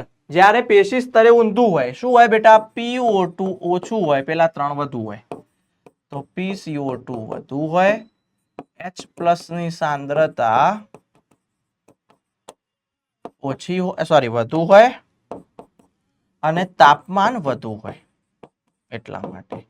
એનો મતલબ એવો થયો વાયુ કોષમાં PO2 વધારે છે એટલે કે અહીંયા HbO2 બને છે, જ્યારે અહીંયા PO2 ઓછું છે તો અહીંયા પેશીમાં આવીને HbO2 છૂટું પડશે. Hb અને O2 છૂટો પડશે એટલે છૂટો પડે O2 તો પેશીને મળે ને ઓક્સિજન. બરાબર. તો અહીંયા લખી શકાય, આમ કહી શકાય કે વાયુ કોષ્ટ સ્તરે HbO2 બને છે, જ્યારે પેશી સ્તરે HbO2 નું વિયોજન, વિયોજન એટલે વિઘટન, તૂટે એમ, બરાબર, વિયોજન થાય છે. સમજી ગયા? તો બેટા મેં આ સમજાયું ઓક્સિજનના વહન વિશે. હવે આપણે કાર્બન ડાયોક્સાઇડનું વહન ભણીએ બેટા. ચાલો, ઓક્સિજનનું વહન પૂરું થઈ ગયું. હવે હું અહીંયા ભણાવું છું કાર્બન ડાયોક્સાઇડનું વહન.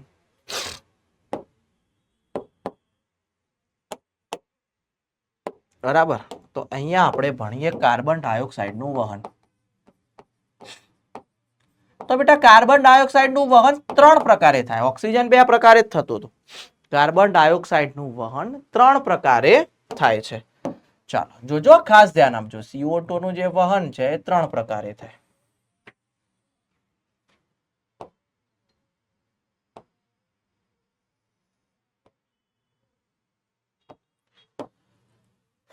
એક અહીંયા 2 અને અહીંયા 3. જોજો, બહુ મસ્ત રીતે સમજાવું છું યાર. એક છે રુધિર રસમાં દ્રાવ્ય સ્વરૂપે, જેમ પેલું હતું એ જ.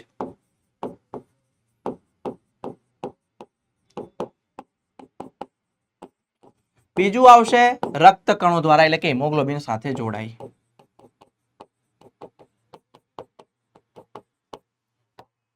એટલે કે Hb સાથે જોડાઈ.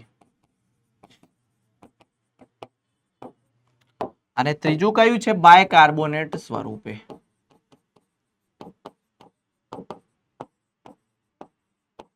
બાયકાર્બોનેટ સ્વરૂપે. રુધિર રસમાં દ્રાવ્ય સ્વરૂપે બેટા એ વહન થાય છે 7%. રક્ત કણો દ્વારા થાય છે 20 થી 25%, અને બાયકાર્બોનેટ સ્વરૂપે 70%. તો આ છે 7%, આમાં આવશે 20 થી 25%, અને આમાં આવશે 70% વહન થાય. હવે આ જે રક્ત કણો દ્વારા વાત થઈ રહી છે તો એ તો તમને ખબર પડી જ જાય કે સાહેબ હિમોગ્લોબિન સાથે CO2 જોડાય તો બને HbCO2, અને આને શું કહેવાય? કાર્બમિનો હિમોગ્લોબિન. શું કહેવાય બેટા એને? કાર્બમિનો હિમોગ્લોબિન.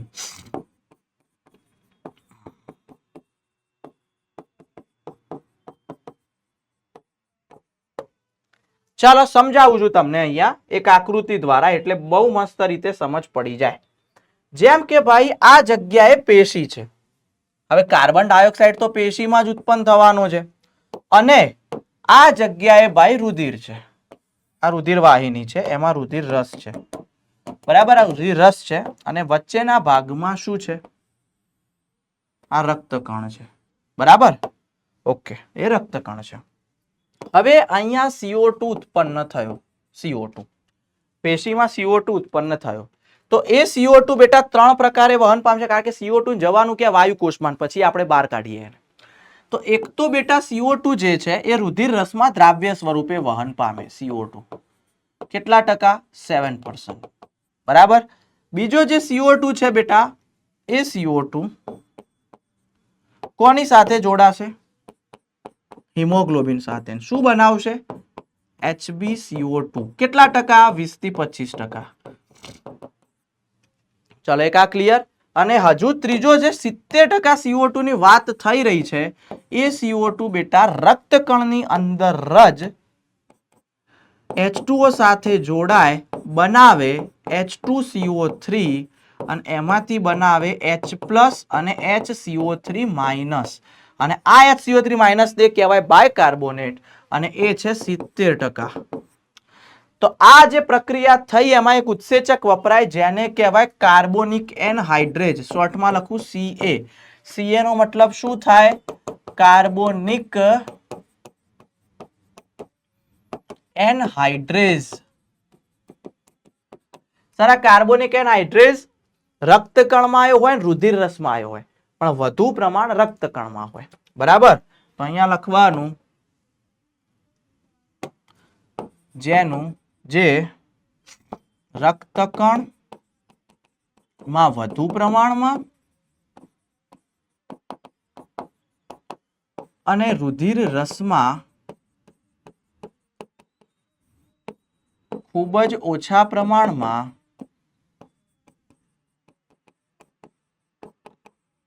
જોવા મળે છે. હવે શું થશે બેટા? આ જે બાયકાર્બોનેટ બન્યો છે એ બાયકાર્બોનેટ આવી જશે રુધિર રસમાં. બાયકાર્બોનેટ ક્યાં આવી જશે? રુધિર રસમાં. કારણ કે અહીંયા વધુ સાંદ્રતાથી ઓછી સાંદ્રતા તરફ આવે અને વહન પામે તો રુધિર રસમાં જ પામે. બને રક્તકણમાં પણ વહન રુધિર રસમાં પામે. આ વસ્તુ યાદ રાખો. ક્લિયર છે? તો પેશી સ્તરે શું થયું? HbCO2 બન્યું અને વાયુકોષ સ્તરે શું હતું? HbO2 હતું. બરાબર? યસ. બીજો એક મુદ્દો તમારે યાદ રાખવાનો બેટા, અહીંયા ઓક્સિજનની જે વાત કરી છે મેં એ કે આ જે છે બેટા ઓક્સિજન, બરાબર, તો ઓક્સિજન ક્યાં જશે? આ તરતો ક્યાં જશે? પેશી પાસે. તો 100 ml રુધિર પેશી પાસે પહોંચે તો એને 5 ml O2 આપે. બરાબર? 5 ml O2 એમાંથી પેશીને મળશે. તો અહીંયા લખી દેવાનું કે 100 ml O2 યુક્ત રુધિર પેશીને 5 ml O2 પૂરો પાડે. 5 ml O2 એને પૂરો પાડશે. સમજી ગયા અહીંયા જે કહેવા માંગુ જોઈએ? Yes sir. પછી જોજો, હવે અહીંયા હું લખું બેટા કે આ જે પેશીથી ક્યાં જશે? વાયુકોષ. એટલે કે CO2 વાયુકોષને આપવાનો છે. તો 100 ml ઓક્સિજન વિહીન રુધિર વાયુકોષને 4 ml CO2 પૂરો પાડે. તો એ લખી શકાય 100 ml O2 વિહીન રુધિર પેશીને વાયુકોષને 4 ml CO2 પૂરો પાડે. 4 ml CO2 પૂરો પાડે. સમજી ગયા? Yes sir. તો આ રીતે ઓક્સિજન અને કાર્બન ડાયોક્સાઇડનું વહન આપણે સમજી ગયા. હવે આપણે વાત કરીએ શ્વસનનું નિયમન. ભાઈ આપણા શરીરમાં જે શ્વાસોચ્છ્વાસની પ્રક્રિયા થતી હોય છે, થાય છે કે નહીં? Yes sir, definitely. તો આપણા શરીરમાં જે શ્વાસોચ્છ્વાસની ક્રિયા થાય છે એનું નિયમન કેવી રીતે થતું હશે સાહેબ? બરાબર, આપણે યોગ્ય સમય શ્વાસ લઈએ, યોગ્ય સમય ઉચ્છ્વાસ કાઢીએ તો થાય છે શ્વસનનું નિયમન. અને એ શ્વસનનું નિયમન છે એ 2 રીતે નિયંત્રિત થાય છે. કયા 2 રીતે સર? તો ચલો એ સમજાવીએ આપણે. તો અહીંયા 1 અને અહીંયા 2. તો એક આવશે બેટા અહીંયા ચેતાકીય નિયમન. ચેતાકીય નિયમન. અને બીજું આવશે રાસાયણિક નિયમન.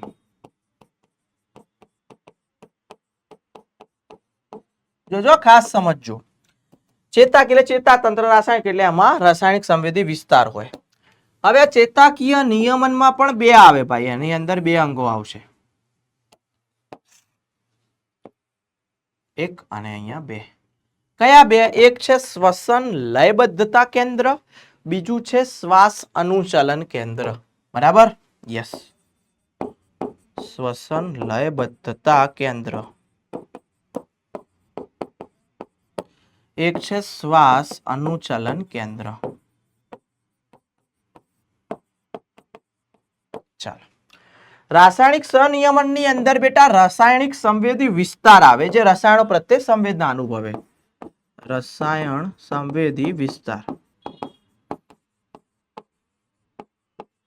અને પાછા બે પ્રકારના હોય. રાસાયણિક સંવેદી વિસ્તાર કેટલા? તો બે પ્રકારના હશે.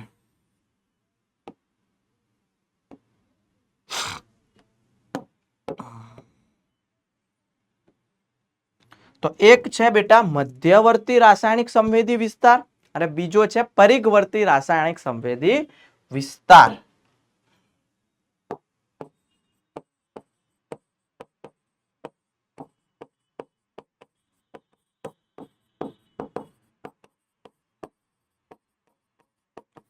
બીજો છે પરિઘવર્તી રસાયણ સંવેદી વિસ્તાર. પરિઘવર્તી રસાયણ સંવેદી વિસ્તારમાં બે આવશે, મહાધમની કમાન અને ગ્રીવાધમની કમાન. મહાધમની કમાન ક્યાં આવેલું હોય? મહાધમનીમાં. ગ્રીવાધમની કમાન ક્યાં આવેલું? અહીંયાથી જે ગ્રીવામાં ધમની પસાર થતી હોય એમાં.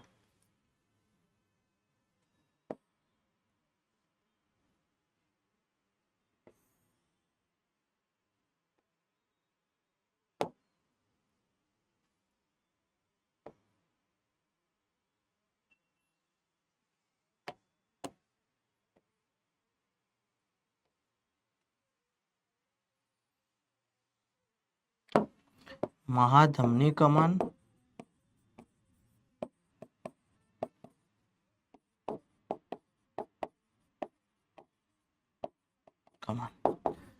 ચાલો, પહેલા હું વાત કરું બેટા શ્વસન લયબદ્ધતા કેન્દ્રની. કારણ કે ભાઈ ચેતાકીય નિયમનની અંદર શ્વસન લયબદ્ધતા કેન્દ્ર આવે, તો ચાલો આપણે ચેતાકીય નિયમની વાત કરીએ. અહીંયા ચેતાકીય નિયમન.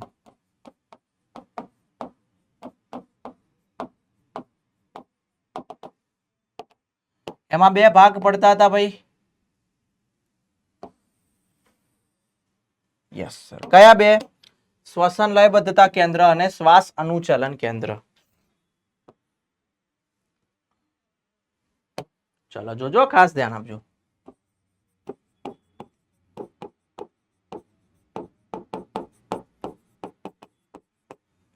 અને શ્વાસ અનુચલન કેન્દ્ર.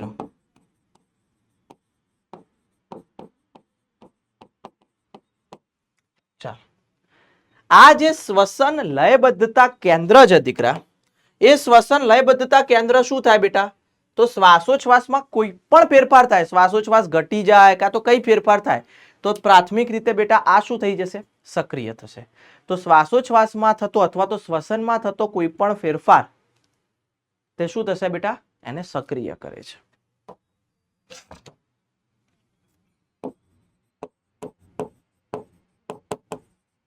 તો કોઈ પણ ફેરફાર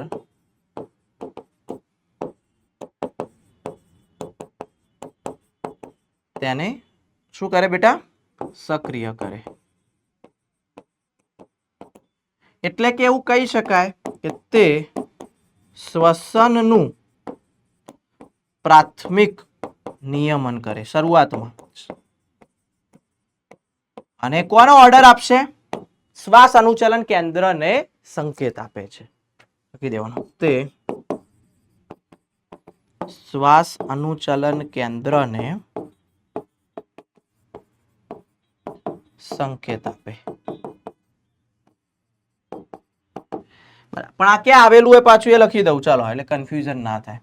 તો શ્વાસન લયબદ્ધતા કેન્દ્ર આવેલું હોય બેટા લંબ મજ્જામાં, પશ્વ મગજના લંબ મજ્જાની અંદર. તો ક્યાં આવેલું હોય? લંબ મજ્જામાં.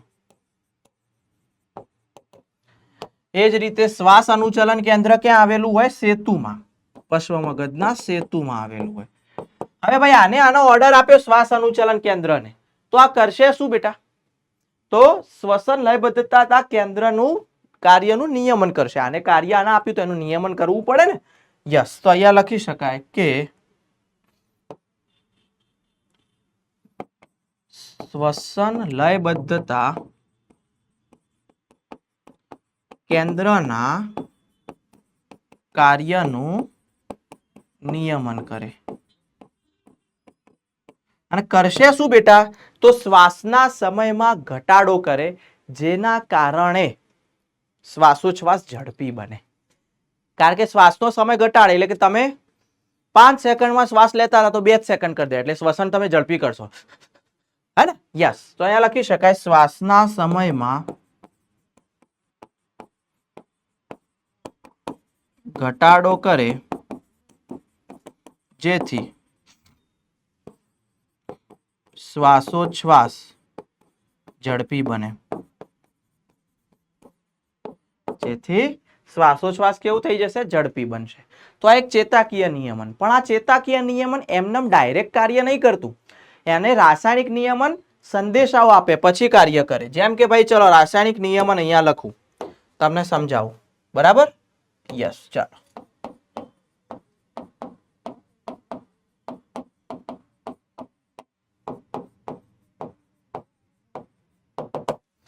રાસાયણિક નિયમનની અંદર ભાઈ શું હતું? રસાયણ સંવેદી વિસ્તાર હતા. શું હતું? રસાયણ સંવેદી વિસ્તાર. પણ અહીંયા ખાસ ધ્યાન આપજો, રસાયણ સંવેદી વિસ્તાર એ રસાયણો પ્રત્યે સંવેદી હોય, સક્રિય થાય. કયા રસાયણ? ફક્ત અને ફક્ત CO2 અને H+. જો CO2 અને H+ માં કોઈ પણ જાતનો આપણા શરીરમાં ફેરફાર થશે તો જ આ સક્રિય થશે. ઓક્સિજનમાં કોઈ ફેરફાર થશે તો સક્રિય નહીં થાય. યાદ રાખજો. અહીંયા લખવાનું કે CO2 અને H+ ની સાંદ્રતા પ્રત્યે સંવેદી હોય. જ્યારે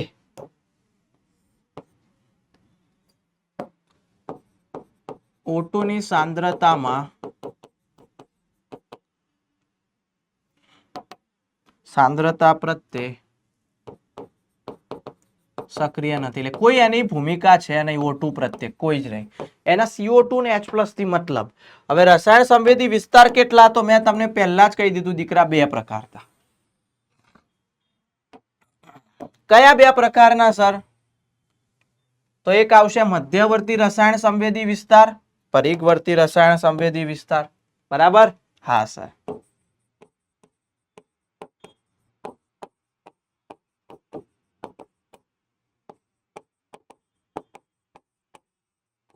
આ શ્વસન લયબદ્ધતા કેન્દ્રની નજીક આવેલો હોય, અને આ છે પરિઘવર્તી રસાયણ સંવેદી વિસ્તાર.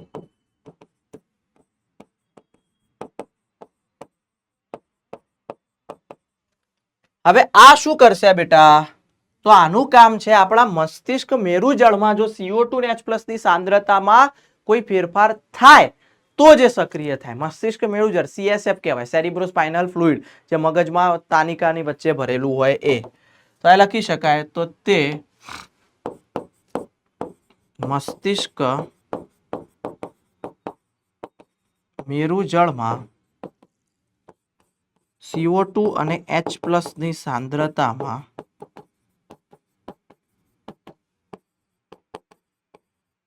ફેરફાર થાય તો સક્રિય થાય છે. અને આની અંદર તો આપણને ખબર છે બેટા, 2 આવે. કયા? ગ્રીવાધમની કમાન અને મહાધમની કમાન.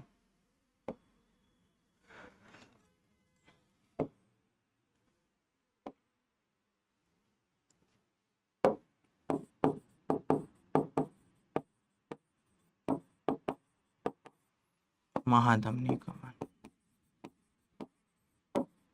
અને આ બંને ક્યારે સક્રિય થશે? તો જ્યારે રુધિરમાં CO2 અને H+ ની સાંદ્રતામાં ફેરફાર થાય તો સક્રિય થાય. બરાબર? તો અહીંયા લખી શકાય રુધિરમાં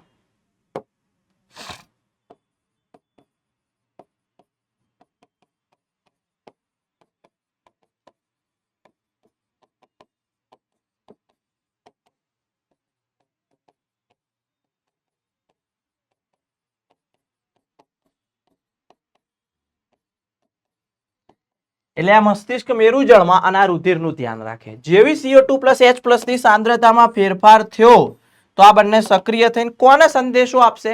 શ્વસન લયબદ્ધતા કેન્દ્રને જણાવશે. શ્વસન લયબદ્ધતા કેન્દ્ર કોને સંદેશો આપશે? શ્વાસ અનુચલન કેન્દ્રના. શ્વાસ અનુચલન કેન્દ્ર શું કરશે? શ્વાસોચ્છ્વાસનો સ્પીડ કરી દેશે, જેના કારણે ઓક્સિજન મેક્સિમમ આવે, CO2 H+ ઘટી જાય. બરાબર છે? ક્લિયર? Yes sir. તો અહીંયા લખી શકીએ આપણે જે શ્વસન લયબદ્ધતા અને સંકેત આપે અને આ રીતે શ્વાસોચ્છ્વાસની ક્રિયાનું નિયમન થાય, શ્વસનનું નિયમન થાય. ક્લિયર? ચાલો હવે આપણે બેટા અનિયમિતતાઓ વિશે અહીંયા વાત કરીએ. ઓકે, હે ને? શ્વસન તંત્રના રોગો, છેલ્લો ટોપિક.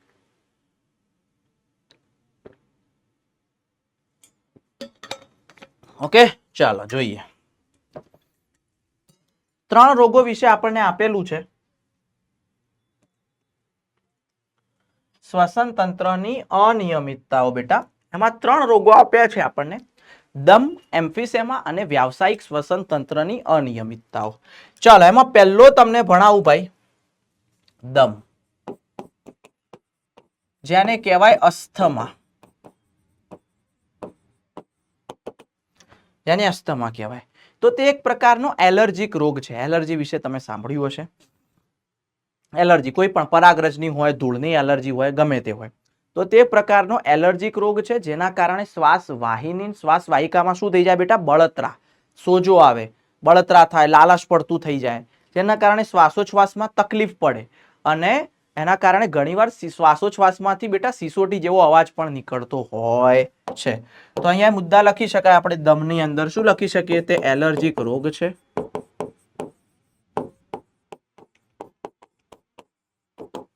બીજો મુદ્દો શું લખી શકાય? શ્વાસ વાહિનીઓ અને શ્વાસ વાહિકાઓમાં સોજો, બળતરા, રતાશ થાય, જેને કારણે શ્વાસોચ્છ્વાસમાં તકલીફ પડે. તેથી શ્વાસોચ્છ્વાસ સમયે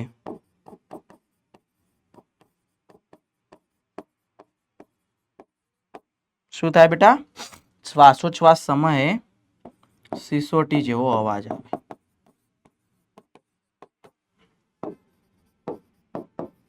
આ તો ભાઈ દમ, સિમ્પલ. હવે આવશે બેટા એમ્ફીસેમા. હવે કયો રોગ આવશે? એમ્ફીસેમા. ચાલો, સેકન્ડ વન ઇઝ એમ્ફીસેમા. તો એમ્ફીસેમામાં એવું લખ્યું છે તમારી એનસીઆરટીમાં કે તે ક્રોનિક એટલે વારંવાર ઉથલો મારતો દીર્ઘકાલીન રોગ. એટલે કે ભાઈ એકવાર થયો તો બીજી વાર નહીં થાય એવું નહીં, બીજી વારે થશે અને લાંબા ગાળા સુધી એની અસર રહેશે. બરાબર? યસ. તો એ લખી શકીએ કે તે ક્રોનિક એટલે કે વારંવાર ઉથલો મારતો દીર્ઘકાલીન રોગ છે. જેમાં શું થાય? વાયુકોષની દિવાલ નુકસાન પામે. વાયુકોષનું કામ શું? પ્રસરણ સપાટી પૂરી પાડવાનું. વાયુકોષની દિવાલ જ નુકસાન પામી તો પ્રસરણ સપાટી પણ ઘટે, જેને કારણે વાયુકોષો બેટા હવાથી ભરેલા જ રહે છે. બરાબર છે? યસ. તો અહીંયા લખી શકીએ બીજો મુદ્દો, વાયુકોષની દિવાલ નુકસાન પામે.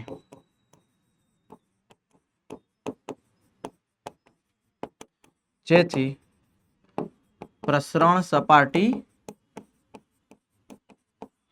ઘટે. બરાબર?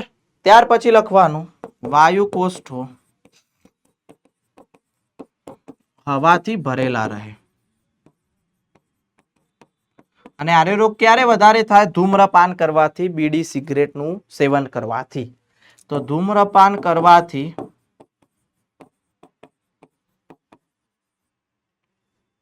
થાય છે. ત્રીજો રોગ છે છેલ્લો બેટા, વ્યાવસાયિક શ્વસન તંત્રની અનિયમિતતાઓ. બરાબર? થર્ડ વન ઇઝ વ્યાવસાયિક શ્વસન તંત્રની અનિયમિતતાઓ. બરાબર? તો બેટા ઘણા એવા ઉદ્યોગો છે, જેમ કે કોલસાની ખાણ, જ્યાં પથ્થર ઘસવાનું કામ થતું હોય, જ્યાંથી ધૂળના રજકણો નીકળતા હોય, આરસપાળના પથ્થર ઘસાતા હોય એમાંથી નીકળતું હોય, તો ત્યાં કામ કરનારા જે મજૂરો છે, મજૂરોના ફેફસામાં એ બધું જમા થાય, જેથી ફેફસામાં રેસામય પેશીનો વધારો થાય, જેને કહેવાય ફાઇબ્રોસિસ. તો એટલા માટે ત્યાં કામ કરનારા જે મજૂર છે એને મોઢા પર માસ્ક પહેરવું જરૂરી છે. તો આ વ્યવસાયને કારણે થયો. તો અહીંયા લખી શકાય કેટલાક ઉદ્યોગો જેવા કે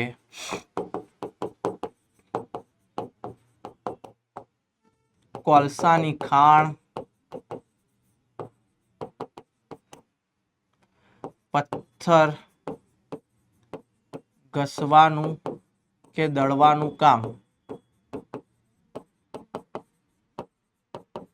થતું હોય ત્યાંથી ધૂળના રજકણો ઉડે છે,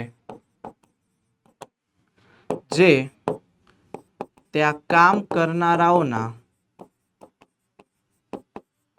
મજૂરના ફેફસાના ઉપરી ભાગમાં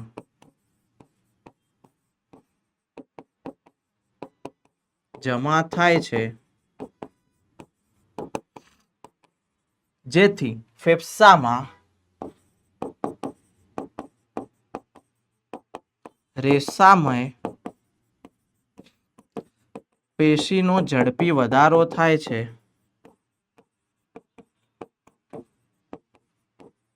જેને શું કહેવાય?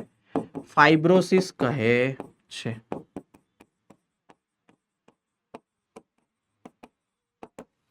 આમ આવા ઉદ્યોગોમાં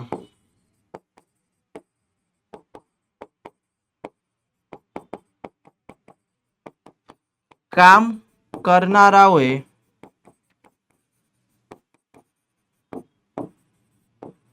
મુખ પર માસ્ક પહેરવું જોઈએ. બરાબર? તો અહીંયા બેટા રોગો વિશે સંપૂર્ણ માહિતી પૂરી થાય છે. એટલે કે શ્વસન તંત્ર વાળું ચેપ્ટર અહીંયા પૂરું થાય છે. ટૂંકું ને ટચ ચેપ્ટર હતું, પણ ઘણી બધી માહિતી હતી આની અંદર, જે આપણે ડિટેલમાં વાત કરી છે. બરાબર છે? તમે પણ બેટા રિવિઝન કરજો ખાસ. તો ભાઈ જાગતા રહેજો, સતર્ક રહેજો, વાંચતા રહેજો, લખતા રહેજો, ભણતા રહેજો, તો રિઝલ્ટ 100% આવતું રહેશે. અહીંયા સુધી રાખીએ છીએ. ખૂબ મજા આવી આજના લેક્ચરની અંદર. તો ભાઈ ખૂબ ખૂબ આભાર.